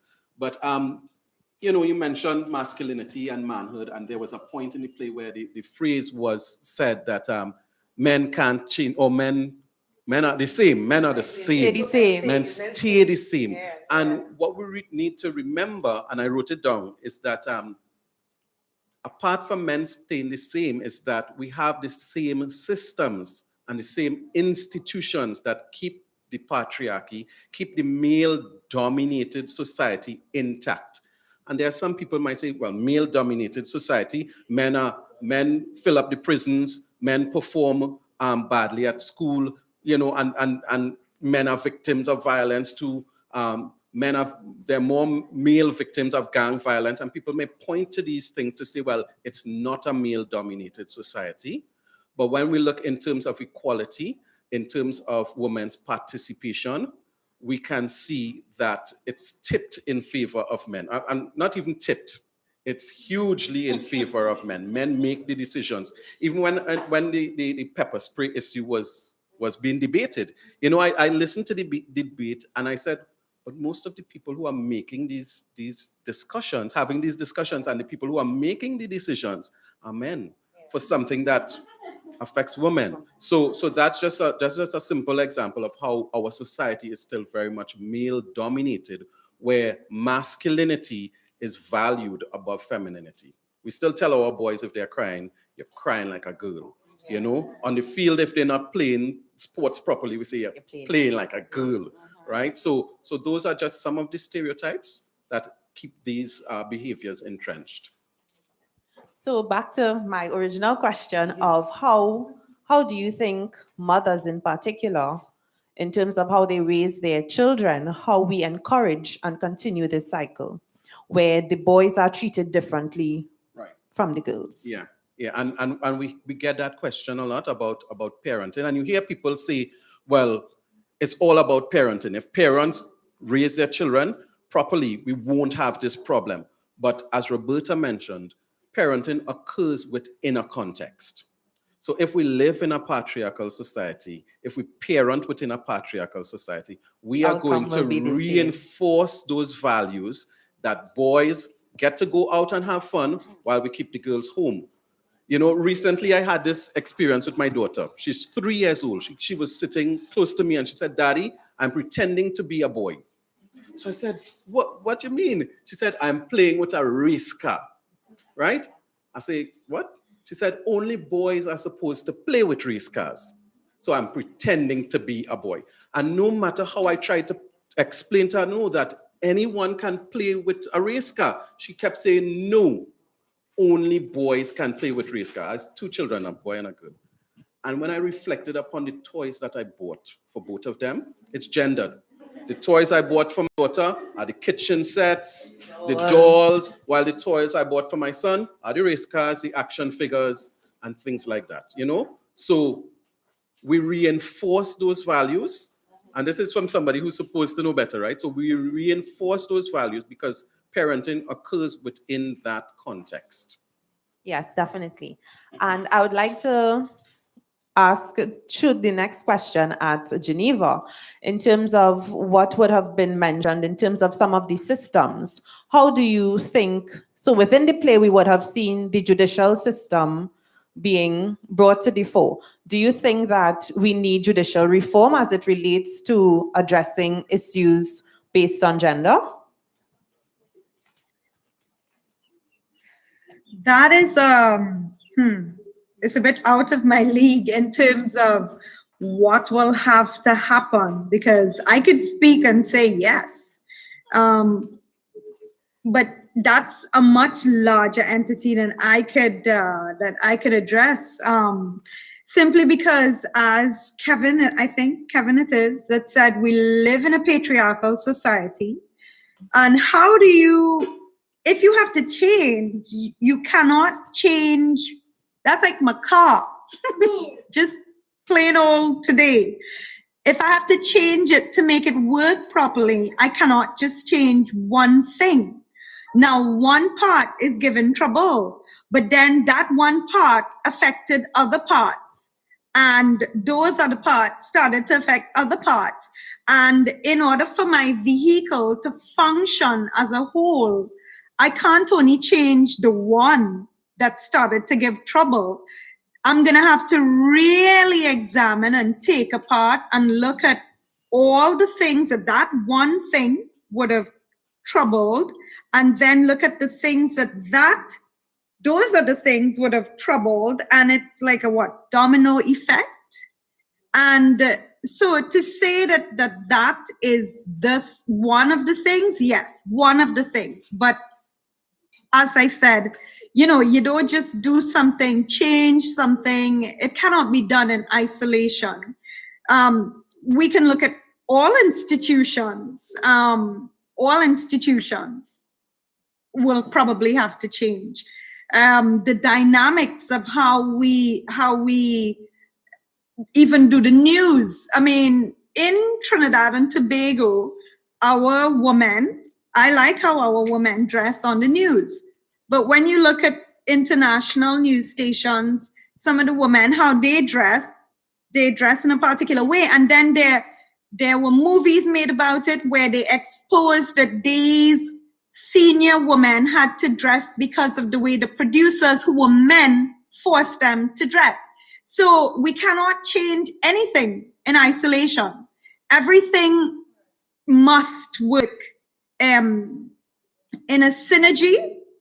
And I could speak to the play for itself, why we chose to make the courtroom scene look like a farce, simply because it was my way as an artist of saying that, our judicial system, and please, nobody hold this against me, our judicial system is almost like a farce, because people go in, things happen in there, decisions are made, and when it come out, who is even checking to see if what was said in there and the decisions that were made in there will ever actually come to fruition or be implemented? A woman goes into court, she gets a piece of paper that says this man cannot come within 100 feet of her, or I forget the name of the document, where a man cannot go close to a woman for whatever reason because he's threatening her and violent. Sorry? The restraining order. Restraining order, yes, I'm so sorry, right. But that restraining order in itself cannot save her, because we all know women who that piece of paper meant nothing, and they succumb. They succumb to the same men they suffered, so does it need to change? Yes. But then everything else, I am saying, will also need to change. We've got the writer with us, Mr. Edwards, and I'm sure he as the writer, would probably have so much more knowledge to share with you all than me. I was just honored to be able to create a story and to tell it, but he would know what he put into it, because there's a lot of research that literally goes into the creation of a script, and his research, I'm sure, would have allowed him to understand some of the things that we saw in the play and really feel that, this needs to change because this is where this is at. So I know it's a plug by me, but I really think that sometimes, as I said, I am not equipped, but in my little head, yes, it needs to change. So thank you. Yes, and I'm glad that you made mention that it's not just the judicial system in isolation. And one of the things we also saw is the role of the media. So I would like to ask Dasha this question in terms of what role do you think the media can play in addressing these gender-based issues, and particularly as an entertainer and a person of influence, how do you think people within that sphere, recognizing their power and even the power of their voice and their influence to even the young minds or even the older generations, how do you think they can instrumental in impacting change? I'm not sure I'm the best person to ask about the media. I guess when you think media, you think of the messages that you get, whether it's on television, on the radio, in a periodical, and even more now, social media, right? Which I think is what you're really talking about. What we see, it depends on what is entertaining, because now I think with media it's about news and it's also about entertainment. And when you see something, it would impact you based on just seeing it, but it doesn't really change someone. So when I say media, I don't think the messages that you get in media doesn't really change a person. If you like violence and you see something violent, you're going to watch that. If you don't want to see anything about peace, you're not going to watch that. If you're not religious, you're not going to watch that. So I don't think media messages could really change this problem that we're talking about. But okay, in terms of the entertainers. In terms of entertainers. In terms of their voice. Like you being, okay, Dasha, your voice, you have a following. Mm-hmm. In terms of just, even if you can't automatically influence them, but by slowly hearing things, we may repeatedly hearing things, we will stop and we may ask ourselves a question. How do you think using your voice... Entertainment. Now that I could speak on, right? Personally, I think that not every entertainer or public figure can speak on certain issues. You have to be passionate about it, right? Yes. So for me, I am passionate about this. I am passionate about children and females. I like to empower females, and I like to, I like equality of rights with children, girls, and boys. This is something I'm passionate about, and it started when I was little, because I was elder than my brother, and I was always kept inside. There's no secret, I grew up in Laventille. As far as my mother was concerned, she was protecting me, and I do understand what she's saying. My brother, on the other hand, was younger than me by 4 years, and he, from a very early age, got to do things that I could not do, and when I questioned it, and that is, the thing about it is, I've always been very vocal. And this is something I want to thank my father and my mother for, because they always let me speak my mind and say how I feel. I don't think they even understood what they were doing until I spoke about it. And I said, so how come X, Y, Z is happening? And, I'm older, I can, and then they thought about it and said, that's true. Okay. And then things change. So for me, as an advocate of violence against women, I've been doing this 11 years ago. I was first introduced to it. We went to, both of us, we were in Panama checking out cases, their worldwide cases. We were on a panel with people that weren't even speaking English. Not everybody was speaking English, but we had one common thread. We were passionate about it. So if an entertainer or someone as a public figure needs to speak out on this and be believable, or for you to feel what is happening, they need passion behind every word that they say. You can't just go and do anybody can do a PSA.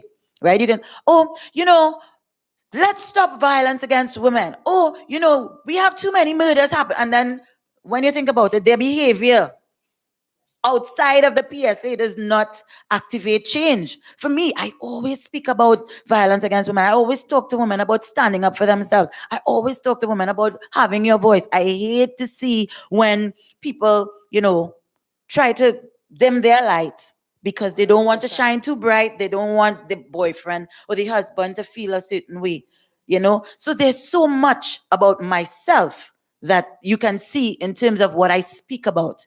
I become what I speak about. Yes, definitely. And I like that you raised that point of the voice, the woman's voice. So, Kevin, based on your experience of working with men, how do you see men responding to what we would call the alpha females, in terms of the ones who are assertive, they're powerful, it's not that they're being rude or disrespectful in any way, but the fact that they have a voice and they are using it? Yeah, so when we look at the issue of men's violence against women, we recognize that it's just one aspect of men's violence, all right? And so we have men's violence against women, we have men's violence against other men, and we have men's violence against themselves, forming a triad of violence. And men's violence against themselves, or the internalization of violence by men, it really comes back to how society is structured, where being a man is about power and control. And from as early as childhood, we are taught that to maintain and to assert that power and control, violence must be used. So where we have things happening where women are becoming more economically independent, advancing in terms of education and their career, we have a situation where what the researchers call compensatory violence, where men are compensating for this threat on what they believe is their power and control by using violence, and men say it often, to keep their women in line. Keep them in check. Yeah, so men have a hard time, and I don't want to sound like I'm generalizing, but it's an overwhelming majority of men, unfortunately, have a hard time dealing with women advancing, because it undermines the sense of masculinity, the messages that we get that to be a real man means to be in control of yourself and in control of others. Yes, good. And those are some really great points that you would have highlighted there. So I know our viewers may have some questions, so I will now turn to our committee members to voice a question to any of our panelists. We have one question thus far. Is the notion of corporal punishment synonymous with abuse, or is it instilling the understanding that undesirable negative behaviors or action will have consequences? Anybody? Let me take it from as a parent, right? So I'll be honest. I used corporal punishment with my children. Well, with my son. And that's another thing. When the research by IDB as well was done across the region, it was found that for the same discipline issues, corporal punishment is used much more harsher on boys than girls, right? So likewise, I never touch my daughter in terms of corporal punishment, but my son, we know that. Sometimes I let it out on him. But what I've found is that it's totally ineffective. It's totally ineffective. I cannot teach someone to improve or learn values by inflicting pain on them. It's just like, doesn't make sense. For me, when I was... But Kevin, it is very effective in teaching other things. Yeah, it is. And what it does in the moment, it keeps the person in check, right? But for a moment. But for my son, that moment is like 5 seconds. But it also teaches them that it is legitimate to use it. Yes. So in that sense, it's effective because it's transmitting a message about the validity of using violence. Yeah. And of course, there's studies all over the world. You can discipline children with other means. Much more effective means. Yeah. And if I were to take the liberty, like Destra, to go to the Bible, often we refer to the Bible and we speak about Proverbs, but I've come to understand, but Proverbs is a poetic book. I don't think it was meant to be taken literally. So when we speak about rod and all that kind of thing, it speaks about a shepherd's rod. And a shepherd don't go around beating his sheep. He uses it to guide his sheep. So, metaphoric. Thank you, Destra. Yeah. But I think, the other thing about corporal punishment, and we cannot forget where we are. We can't forget where we come from. These are societies that are founded in oppression and violence and abuse. And this beating was a big part of the enslavement experience, and it's somehow deeply inside of our culture. And we have to stand back from that and say, do we want to continue that? Is that going to be that legacy that we're going to continue? Can we do differently? Can we be better with each other? How is it and what is healthy communication? Yes, it's as if we want change, but we're using the same measures. Yeah, we're using the same things that would have kept us oppressed before, that contributes to the issues that we face. But we want change, but we're using the same measures. Yeah, we have the laws still in the place across the Caribbean about use of corporal punishment in the homes and in schools, as if legitimizing that. Even in those countries which gave us those laws, they've changed their laws already, but we are continuing on this same old program. And we have to be much more thoughtful and intentional about what is the society we want. And is our education system aligned to the society that we want? Is our parenting aligned to the society that we want? You talked about mothers raising children, but we know from the research that peer groups are really important socializers. So what you learn on the block, what you learn in your little groups, very influential, more influential than the parenting sometimes. And of course, social media, which Destra spoke about, which young people are on all the time. Well, I'm on it all the time. So am I. It's outside of the gaze of the parent. So many things are happening. So it's really us seeing that all avenues, all institutions, they must work in unison. They must all be projecting. We must all be singing the same song. And if I could jump in, I get a question a lot about single mothers, and single mothers raising boys, and people allude that it's part of the problem. But the message I try to send is that it doesn't matter who is not there. Who is there is more important. And family values is more important than family structure, in raising children to be well-adjusted adults. And we have seen so many examples of single parents, raising families and raising children to be well-adjusted. Except, Kevin, I agree with you. I shouldn't say except. I would say and.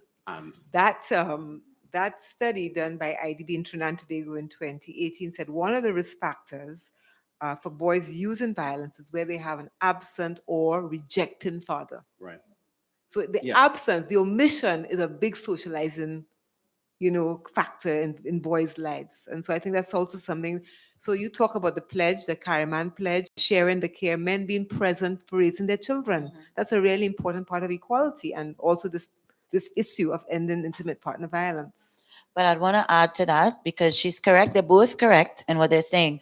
But I think it's the duty and I think it's the duty of both parents to raise both children, whether it's gender, male or female. Now, as a mother, you teach your daughter how to be strong, how to deal with situations, because when she looks at you, she sees herself just an older version. You have the same, features and attributes. So you learn. So let's say you're in a home where you're being abused, like they were talking about, and you see how your mother handles that, whether it's verbal abuse, whether it's physical abuse, whether she's not ambitious enough or she's not teaching you how to be ambitious enough. You learn from your mother in that way. So it's a responsibility of a mother to teach her daughter, those correct values. And likewise, to teach her son how to be a gentleman, how to treat women. How you speak to me is how you're supposed to speak to your wife. And it's so, and vice versa. How a father treats his daughter. When it's Valentine's Day, you buy her a little rose. So she knows that when I grow up, my husband is going to buy me flowers, or he's going to respect me because my dad always listens to what I have to say. And if that is not happening, then something is wrong. And then, a red flag should be raised there. Likewise, as a father raising a son, he teaches it. So whether you end up with one parent, if it's mother or father, they should be well equipped to teach the values. And I've seen in some families where A boy has grown up with his mother and he adores women. He treats them with respect because that is the behavior that was taught to him. Vice versa, what you are saying is also correct. So it all goes back to the values that we inculcate in our children. Another question? Across institutions, not yes. just in the home, because those values have to then be reinforced in the At the school. school. If you're in faith-based institutions there, in the community, and then the laws have to work, in sync with all of that.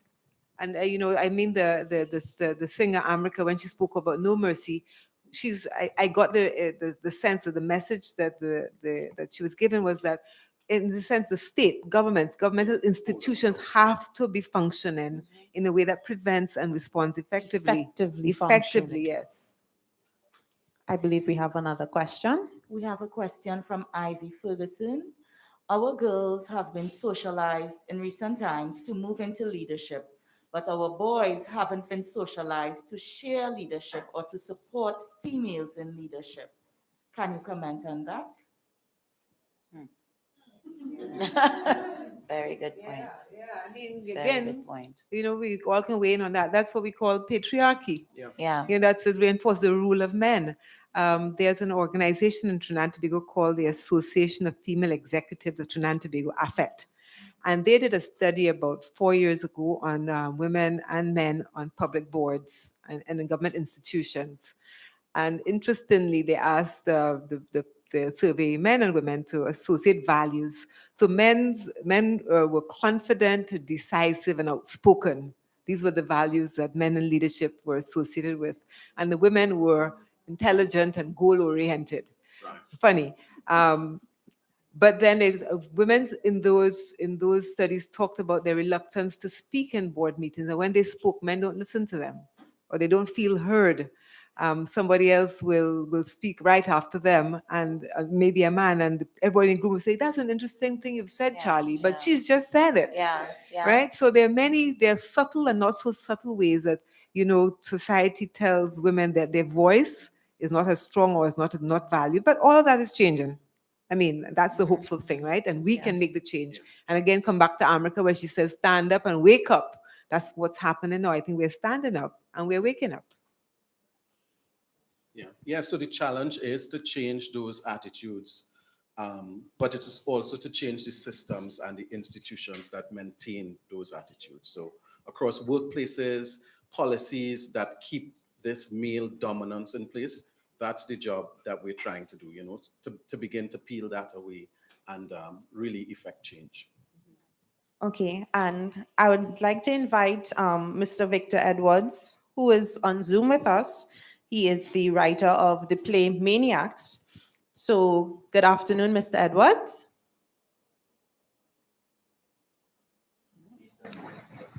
Good afternoon. I'm here. I've been listening to the very enlightening discussions that has been going on thus far. Okay, thank you for joining us. So we know that this play would have been written about 25 years ago, but although it was written in 1988, to be exact.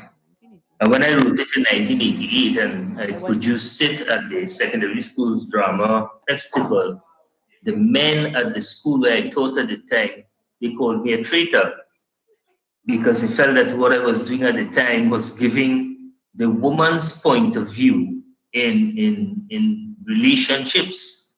Actually, I thought I had written a play that was beginning to show the emergence of women as independent beings, moving from the I can't remember her name now, a mother who suffered through all of her beatings and so on.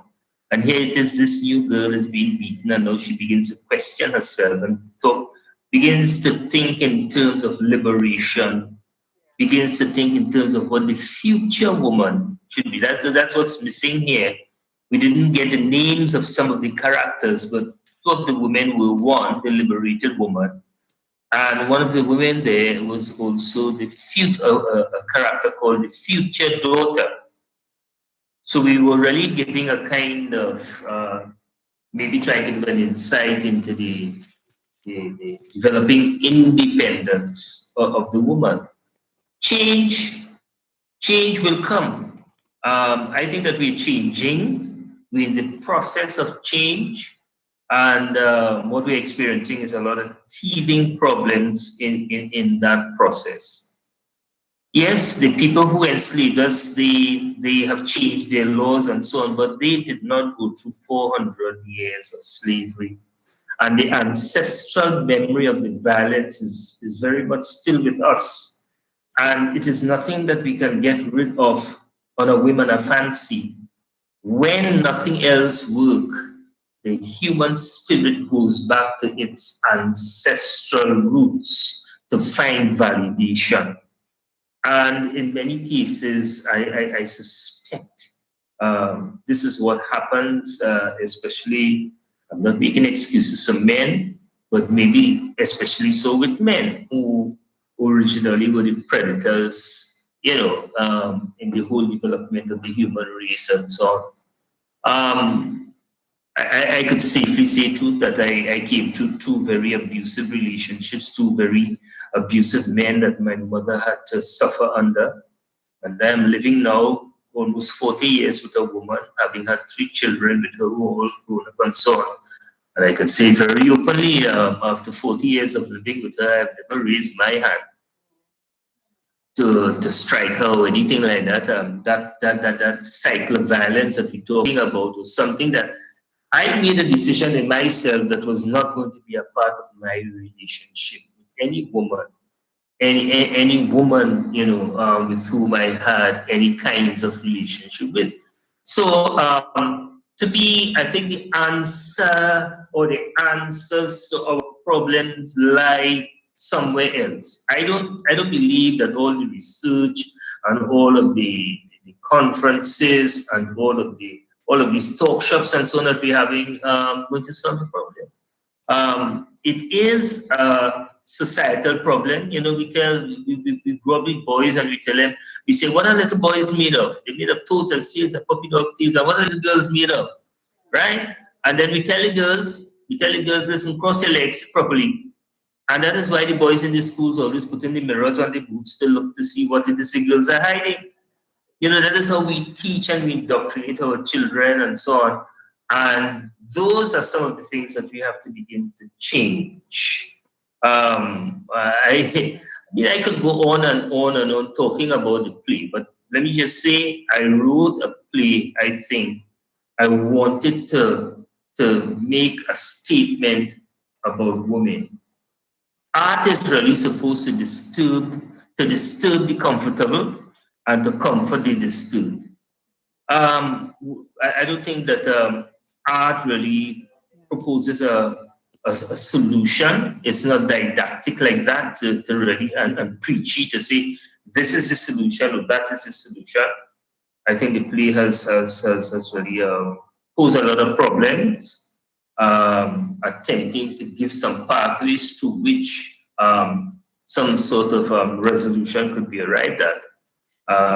But solutions, like I said, we're still in the process of changing.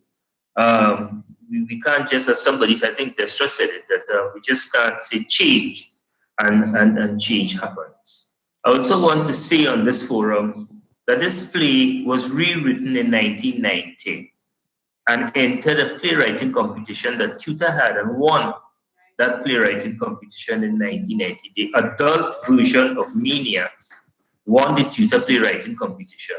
And this version of the play has never been performed. As a matter of fact, Geneva, who is the director of this version of it,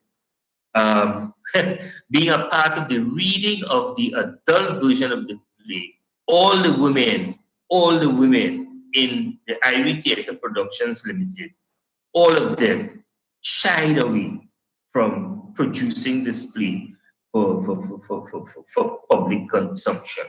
So that is a challenge I'm also throwing out to TTUTA at this point in time. But since 1990 or 1991, when this play won the TTUTA's playwriting competition, it has not been produced. Maybe it's a challenge now, maybe for when TTUTA does International Women's Day again. That adult version of this play, when we reveal a whole lot of other issues, can be produced and be invoke a whole new round of discussions and so on. So thank you all very much for the rich discussion. As a playwright, like I said, solutions are not mine. Mine is just to disturb those who have been comfortable with what exists, and the discussion has been very rich, and I've been sitting here for a very long time listening to all that you all have had to say. So thank you very much for that. Thank you, Mr. Edwards. And I think that is a really valuable point. And well, my literature bias will come in here, being a literature teacher, where I always tend to tell my students that art is life. And we see something written 25 years ago still being so relevant, being so relevant today still. So it goes to show that, as he said, it's not just change, it's changing. So using the theater, using the arts, that is also another means of voicing and highlighting these issues that we tend to face. Another question from our viewers. Good afternoon, everyone. What is there in place to help our young men who display early signs of violence?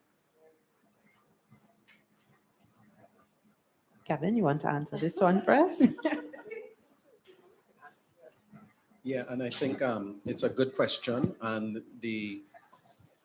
what the question has loaded in it is, as well as the ability to recognize those early signs for what they are, because we may be tempted to think that all aggressive behaviors that boys display are violent behaviors, and not take into consideration that boys, I'm using it very loosely, by design, are prone to be a little more rougher and a little more aggressive by design, right?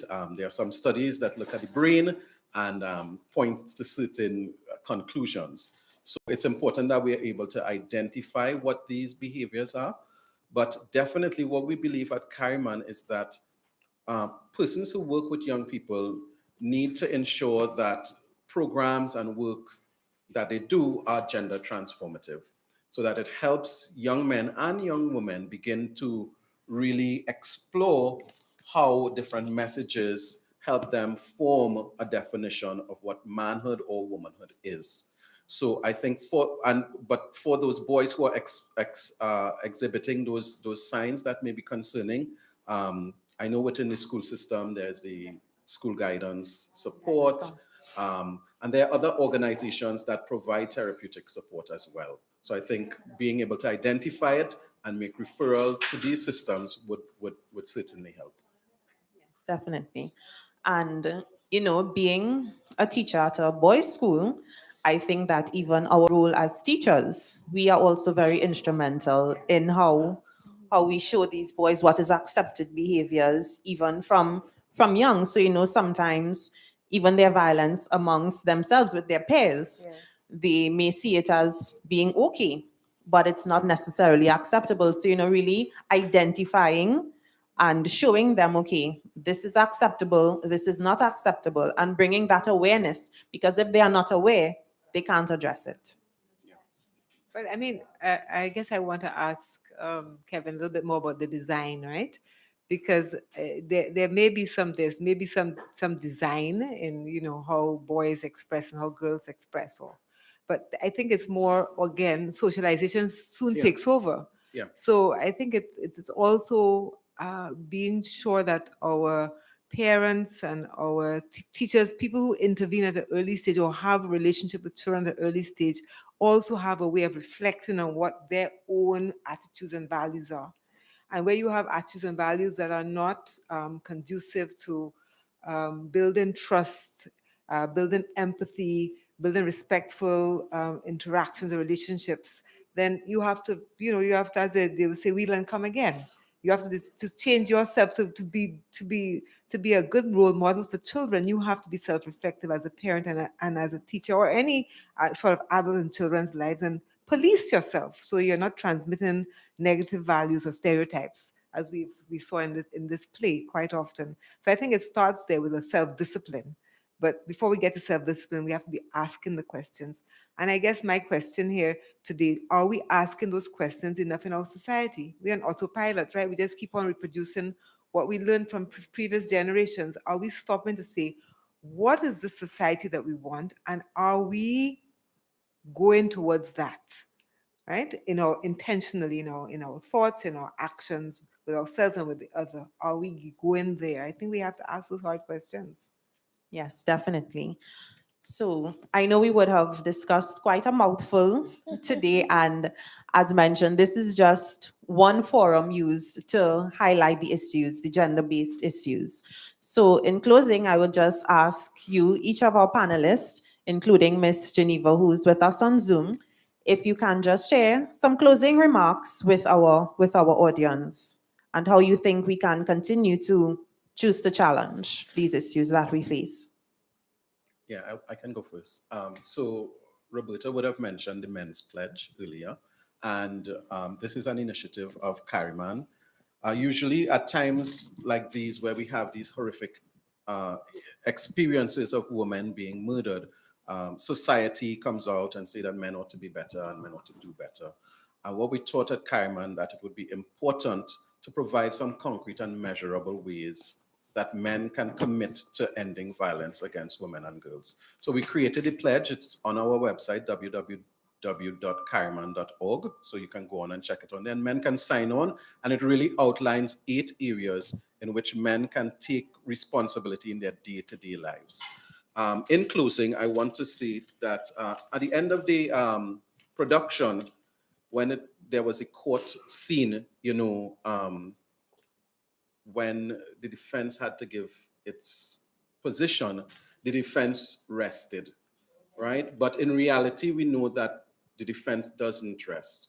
And the defense of violence against women shows up in many forms. It shows up in terms of victim blaming, which you mentioned earlier, saying things like, I'm sure she looked for that. She probably did something to provoke him.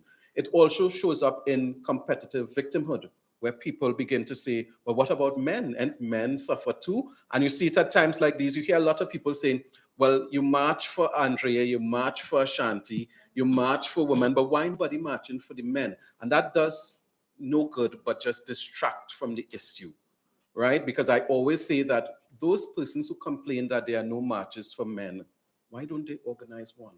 Yes.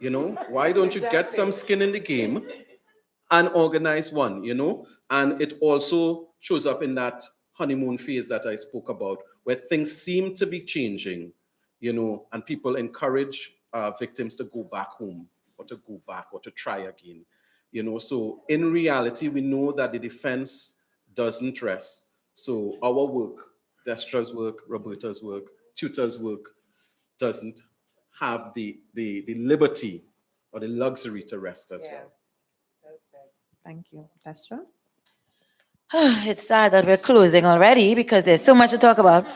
I want to say that there's so much that we need to do to activate societal change, but by a wider spectrum, world change. There's a lot. We can talk about the children, molding their young minds, having groups, having guidance, maybe even having parental seminars on how to parent. We can do a lot of stuff, but ultimately, until those changes start being activated, we still have to resort to the one thing that you can change. As women, we need to change ourselves. We need to dig deep and figure out, okay, I made some notes while we were going, so I don't want to babble. So what we're going to say, so women should value themselves first and foremost. And I'm not talking about don't put on a pom-pom shorts, not like that. I mean your value, know your worth, know who you are, all right? How you're treated versus how you deserve to be treated. If you're not happy about how you're being treated, then obviously you're unhappy. Change the mold, right? Don't be afraid to be yourself, whatever or whoever that is, because we're free. God gave us freedom. You can be who you want to be whoever you want to be. That in itself changes things, because when someone is trying to change you, then you know that, okay, this is not good. Something is wrong here. So I'm talking about all the things that raise red flags. Take advantage of opportunities that enable you to reach your true and full potential in life, whatever you want to be. You want to be an entertainer, you want to be a doctor, a lawyer, you want to run your own business, you want to have 10 men, 5 women working under you. Whatever you want to do, challenge yourself and do it. Don't let anyone tell you, you can't because, whatever. Let your voice be heard. And if it's not being heard, then you need to move on. Whether you're in a job or a marriage or in a friendship, relationship, wherever you are, if you're not able to speak and express how you feel and you're just following the next person, not being yourself, then something is wrong there, right? So loving yourself and self-affirmations, I believe in this, right? You love yourself. You look in the mirror and you tell yourself, listen, you're the most beautiful person in the whole wide world. You deserve to be treated like such, right? And if you tell yourself these things, then the people that you have around you, if they are not activating that within yourself for you or complimenting you, then something is wrong. Another red flag, all right? And say no to mediocrity. Say no to mediocrity. You deserve better. You deserve the best that life has to offer. So be brave, be strong, and take back your power. When I say be brave, I mean say or do something to seek help or support if you're in an abusive relationship or you're in an abusive situation, because it's not always marriage or the job. There's mental abuse also. Say something or ask for help if you're not brave enough. So be brave, be strong enough to walk away and stop making excuses like in the play. What about the children? Stop making excuses. What would the church say? Stop making excuses. What would everybody think? Correct, right? And take back your power. By that I mean, before you were 2, you were 1. And you were independently yourself before joining with anybody else. Roberta? Yeah, well, what they said. But I guess I want to end by invoking the name of your tutor member, Suzette Sylvester, who was killed this year. And so I think as we close to remember her, I think it's always important to say the names of people who have been killed, women who have been killed, and she's a tutor member. And so in her memory, to say exactly what Destra just said, if you are in an abusive relationship, the most important thing, do not isolate yourself, reach out for help. And yes, that takes bravery, but you have to do it. You cannot stay isolated. If you know someone who is in an abusive relationship, make sure that that person knows that you are there to listen to them, non-judgmentally. You're not going to say, as we heard in the play, you stupid girl, why are you staying? You just, empathetic listening, which is to put yourself in that person's situation, think about where they are in that cycle of violence that Kevin spoke about, and just be an active listener and help them get a pathway to safety. That's really important. And if you know a child is in danger, you have to stand up for that child. You have to report. You may do it anonymously, you may do it confidentially, but we can't know that children are in harm's way and say nothing, no matter who you are, neighbor, teacher, health worker, social worker, cousin, brother, sister. If you're an adult, we have responsibilities to make children safe. And if you're a perpetrator or you're someone who has that feeling, one of the things that the man said in that play is that he came to hate her. He's hating the wife. When you reach this stage, or long before you reach that stage, you have a problem. That's a psychological problem you have. Something that makes you feel uncomfortable about who you are. I mean, when I practiced law, I did a lot of domestic violence cases. I never represented the perpetrator, but oftentimes men came to court without lawyers, so you get a chance to talk to them. They never denied it, huh, Kevin and Destra? They never said I didn't do it. They always said I did it, but here's why I did it. They always had a reason, and then they said, but it's not as much. I gave her a little lash, but yes, but her arm is broken, right? So it's a minimizer, but they never said, but what I always got from them was that abiding shame that's underneath all of that. So it doesn't make you feel good as a person to have those thoughts and to behave like that. Seek help. And if you know your partner is doing that, you can't stay silent either as a man.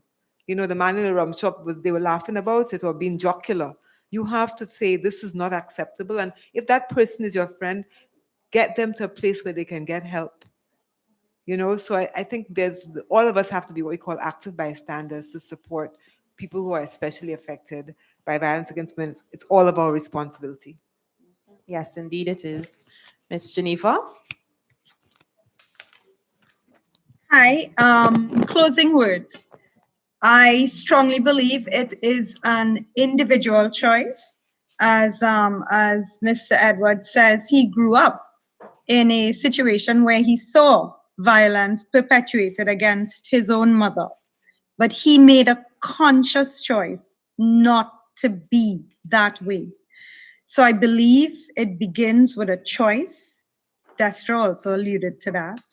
I also believe that more, well, art, like what we do in the theater, that I could see that there's so much value in what happened today coming out of a play, and that people recognized what was in it and what the story, what was sculpted into the story. They recognize it, and it's worthy of a discussion like this. So I think as a thespian and somebody who's involved in the arts, I will continue my work. And I hope that I have the courage, along with the rest of the cast, to eventually do the play that Mr. Edwards wrote. Because that play is raw.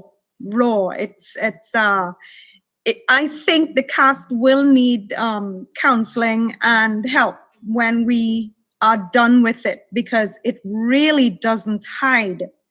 It's not sculpted to hide. It's literally to give birth to the beast and for us to see it for what it really is. So as an artist, that's where my work will focus on. I thank you and I appreciate the opportunity that you all gave me to be here. God bless and good evening, everyone. Okay, thank you. So I'd like to thank each of our panelists, Ms. Geneva, Kevin, Destra, Roberta, and I think one thing Destra would have mentioned as we continue to choose the challenge is that we can definitely see your passion within your different spheres of how you choose to challenge and address gender-based issues. So I thank you for that. I thank you for making that positive contribution and letting your voices be heard, so that we know that even if it's one, it has power and it has effect. So I thank you for joining TTUTA today as we choose the challenge, and we know that we may not see change right away, but it's ongoing, it's continuous, it's changing. So thank you. Yes, definitely, Amrika, for her very powerful rendition of No Mercy.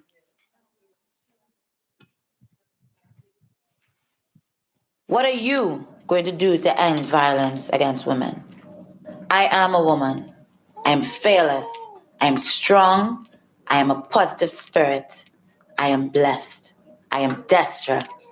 As women, we need to remember that we are strong and we're in charge of ourselves. If we want to end violence, we as women need to be empowered. Empowering yourself and others that look up to you, empowering your children, passing on that baton to your kids, your daughters, more or less, and let them know that, listen, being empowered is very important. Become that empowered statement as you walk through life.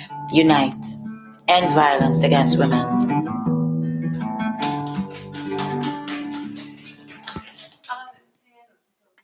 That's 10 years ago. 10 years. Thank you again, panelists. We are now going to show our appreciation. You all came out and braved the weather and sat here, and we really had thought-provoking conversations and discussions. So the Committee on Gender Issues would like to show appreciation.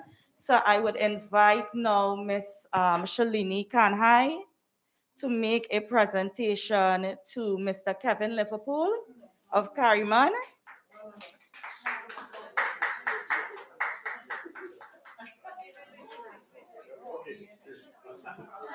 And Kevin, you can take a seat after you have received your token of appreciation. Thank you. I will now call on Ms. Destra Garcia, Ruth Dial from our committee to present Ms. Destra Garcia with her token. Thank you.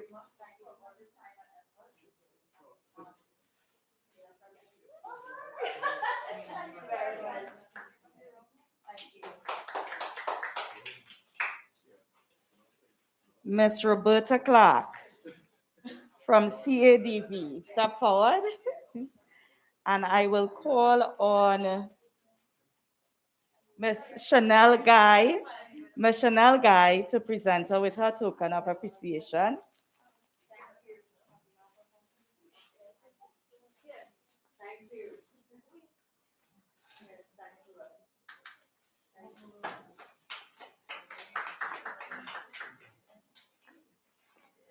Miss Angela McAllister, please come and stand to the center.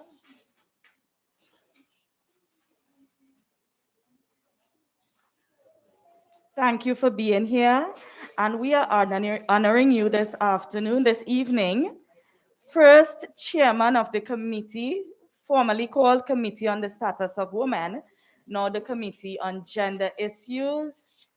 Thank you for everything you have done and all of your support throughout the years.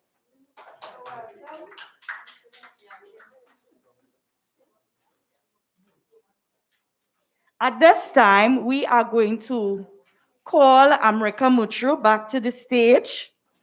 Amrika Mutru, we are repeating her performance because some persons may have missed it or there were some technical difficulties.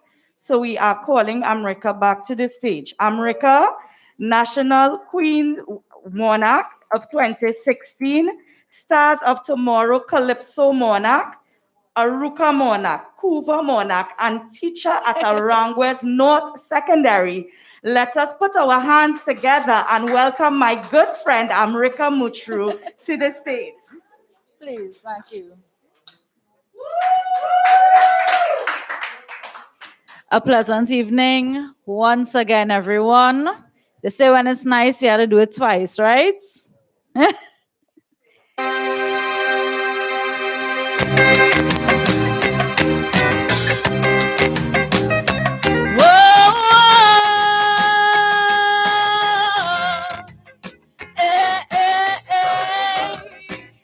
No mercy, not on them.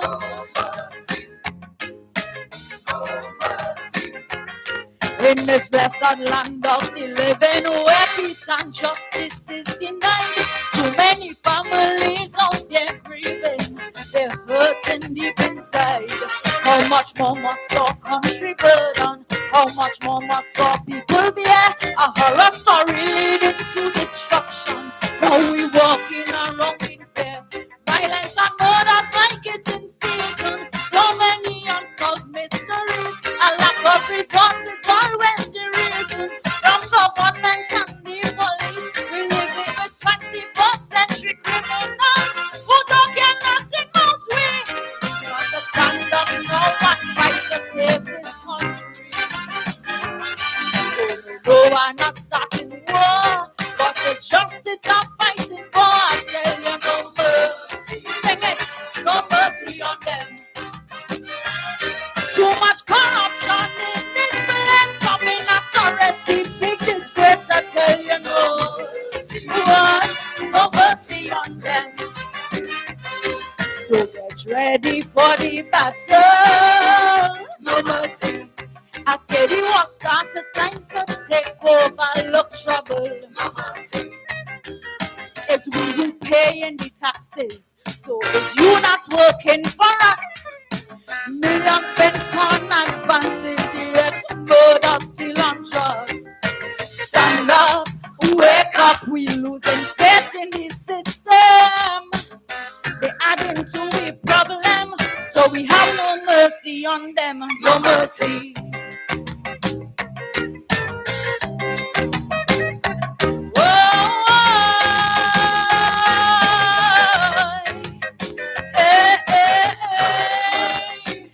No mercy, not on them.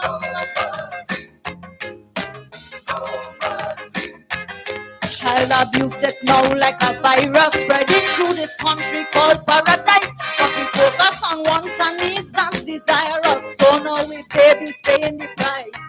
We choose to trust the strangers we bring home and put our faith in leaders who pray. So we have to take blame for this pervert syndrome when we enjoy what our babies say. Don't tell me look here about your sons and daughters. signs. Don't feel and forget all your side and ministers there. Shame you're promoting crime. How can you fight against molestation but accept legal pedophiles? You've got to stand up and not take heed to what children's cry. So no, I'm not starting war, but justice for children I'm fighting for. I tell you no mercy on them. While I'm sickos out in the streets, watching the school girls like dogs and heat, I tell you no. What? So gearing up for battle, no mercy. I said it was time to take over, look trouble. No mercy. Mothers, bring your Bible. Fathers, bring the cross. It's time to banish all this evil. Show them perverts who is boss. Stand up, wake up. They're coming for we children. It's we to protect them, so we can't have mercy on them. No mercy. So the ministers banding together, the president, the opposition, they banding together to raise the pension, but they ain't banding together to amend the bail act. Tell me if something is wrong with that. Exploitation on the agenda, but somehow we afraid to open we mouth and picking we daughters from their computer, making plans just to ship them out, sending details of our girl children, age, height, color, and even the rest. But we wait till we own blood become the victim, till we do something in this place. This battle was fought against our women, young adults to those in the prime. And while we sit and wait on the system, them rapists not even doing time. No connection only the headline, and Triad and Ashanti. Got to stand up now for the women of Sweetie Auntie. So no, I'm not starting war, but justice for women I'm fighting for. I tell you no mercy on them. While them rapists on a rampage, how the hell we get to this stage? I tell you no. What? So gearing up for battle, no mercy. I say this was start to time to take over, look trouble. No mercy. Women, take some action. Learn some self-defense. It's time to seek protection from these demons under pretense. So lad, stand up, wake up, protect our women. We're coming to get them, so we can't have mercy on them. No mercy.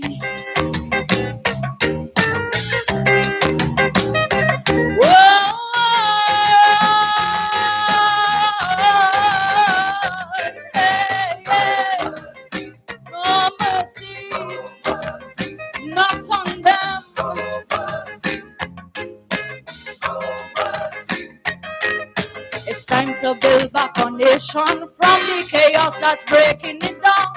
Stand up and fight with determination. Although hard, we have to be strong. From leaders straight home to the parents, we have to take responsibility. Stop pointing fingers only on the system. The state of crime is on all of we. The issues are more than pain and poverty. It's about impulse and influence. We need to raise our children properly. Teach them about using their common sense. Empower our youth with knowledge and wisdom. Give them love, teach them to be kind. If not, we raising criminals to destroy mankind. So no, I'm not starting war, but it's justice we must secure. I tell you no. Sing it, no mercy on it. Your children have everything for school, but only disobeying the rules. I tell you no. What? So get ready for the battle. No mercy. I say this was start to time to take overlook trouble. Parents, be proactive leaders. Go with confidence. It's time to raise we children. Treat them about consequence. Stand up, wake up, stop spoiling we children. It's time to save this country so we can have mercy on them. No mercy. Hey. Whoa.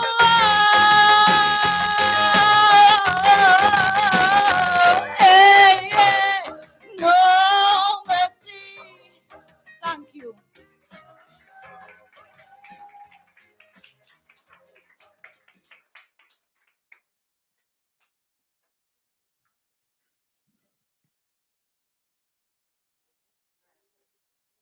Thank you very much, Miss.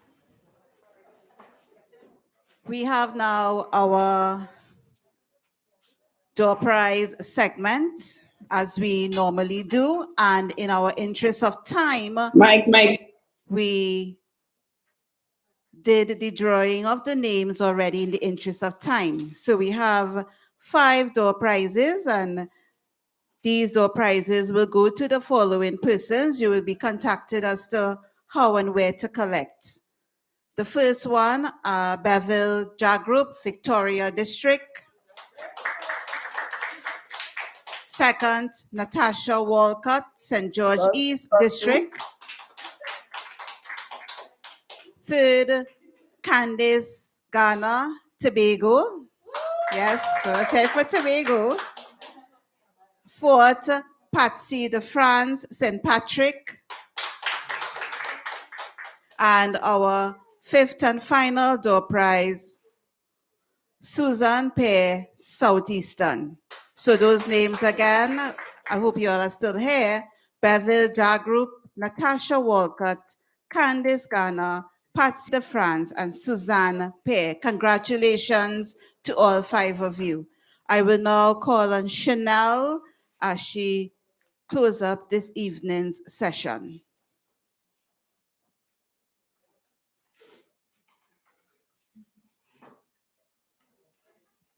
Thank you, Ruth. The man will change. Stay a little while longer. What about the children? What do neighbors go think? These are the statements that are constantly echoed to the victims of domestic violence. But are these the avenues we need to take to challenge the issue within our society? From the viewing of today's production, it is quite evident that there is a myriad of issues that we need to challenge as a society. One of the main issues that we see is the need to closely assess how we define our gender roles. We saw the impact of parenting, role of education, the changes in the behavior of men, and what accounts for such. Remembering that to be a real man means controlling you. The judicial system, as well as the social implications. Truth be told, we are very much aware that many men are also victims of domestic violence. So let us remember, change cannot be done in isolation, and everyone must work in synergy, all institutions working in sync. It is noteworthy that a quarter century ago, this play was written, and now we ask, what has changed? So we at TTUTA, Committee on Gender Issues, say to you, choose to challenge, and continue to let your voices be heard. Recognize that all our voices have power and can be instrumental in the change, which is an ongoing process. Thank you.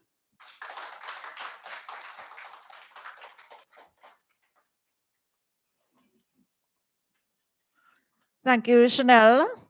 And I know it has been a very long evening, and we do apologize again for the late start because of all the issues surrounding today, the weather, everything else. We had to move from a bigger venue to a small venue in order to facilitate this process. But before I properly say thanks, Ms. McAllister, I want to say a few words to you all. So, yes, I invite Ms. McAllister to say those few words to you all.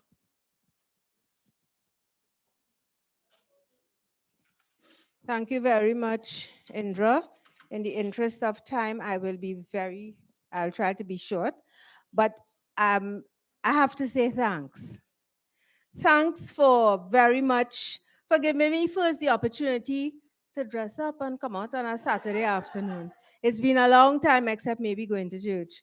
But, and to use a handbag, which I bought almost 2 years ago, and I first time I getting to use my handbag. All right, Chanel? So thanks very much for your kind words and the token of appreciation. It was truly appreciated. It's nice to receive the recognition while I'm still here, rather than waiting until after to call in my family and give them a posthumous award, which they probably would not appreciate as much as I would appreciate it right now. It was always a pleasure to serve on this committee, first as a member and then as the chairperson of the committee. I was, in fact, the second chairperson of the committee. The first person was former first vice president, the late Mrs. Jennifer Lavier.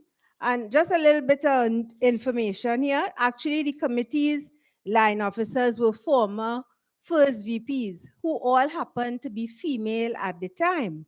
And after much discussion, I can't remember exactly when, it was decided that they would put this committee with the portfolio or under the portfolio of the third VP, who is responsible for benefits and welfare. As a matter of fact, there is one school of thought that feels that these committees should be merged, because when you look at, and the Constitution actually talks about the committees working together. And then some people feel, okay, why not merge them? Because benefits and welfare must of necessity include and consider gender issues. So, but that's for another time. Congrats to the committee, which has evolved since the years of its inception. I think it was around 1994. I well remember that CUT conference in, I think it was St. Lucia, where I was representing the association. At that CUT conference, they took the decision and they asked all units, all CUT units, to go back and set up these committees that would focus on women's issues. That's what it was originally, yeah? After all, most teachers are in fact female. So the first committee was the Women's Affairs Committee, then it changed Committee on the Status of Women. Now it's the Committee on Gender Issues. We don't know what will happen next. So fond memories, the committee has always had males on it, elected by the General Council, not simply co-opted. And I remember when there was a male from Barbados who chaired a similar committee. I don't know if Indra was around at that time. It raised a few eyebrows, but nevertheless, he continued doing human service at the time. Of course, I would remember some of the programs that we organized and stuff like that. So we could look at a history on another occasion, maybe have a sip and wine and go down memory lane. Okay, CGI committee. So thanks again. It has always been a pleasure. I hope that International Women's Day was well spent. Congrats on today's activity. I almost didn't come, but I said, no, since I was so glad you all changed it to closer to home. Best wishes on the other activities to come. Thanks again. Continue to be safe. And I certainly look forward to attending other activities put on by the Committee on Gender Issues. So thank you very much.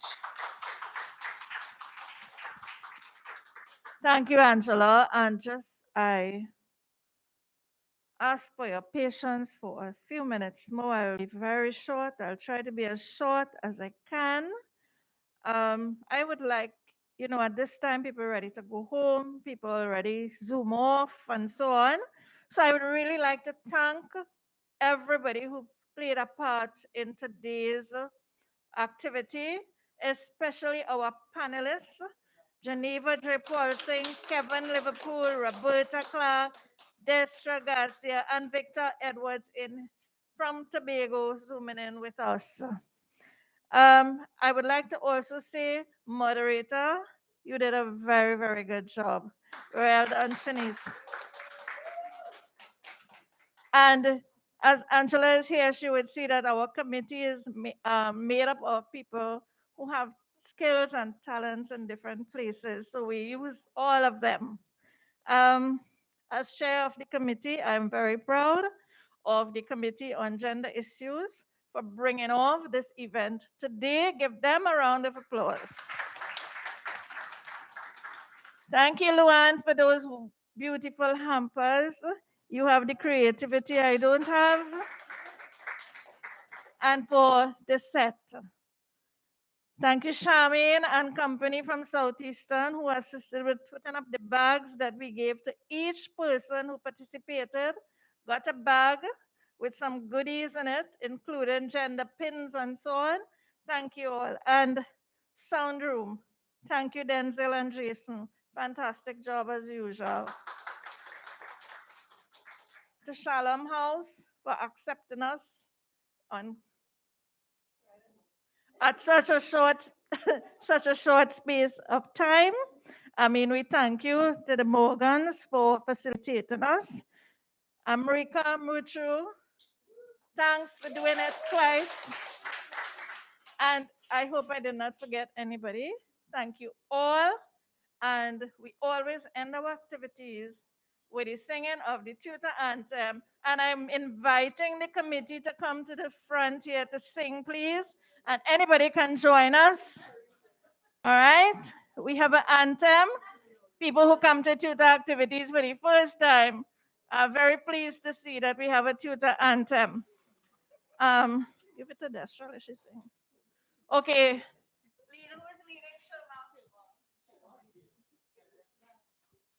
I bid you all good evening after the TTUTA anthem.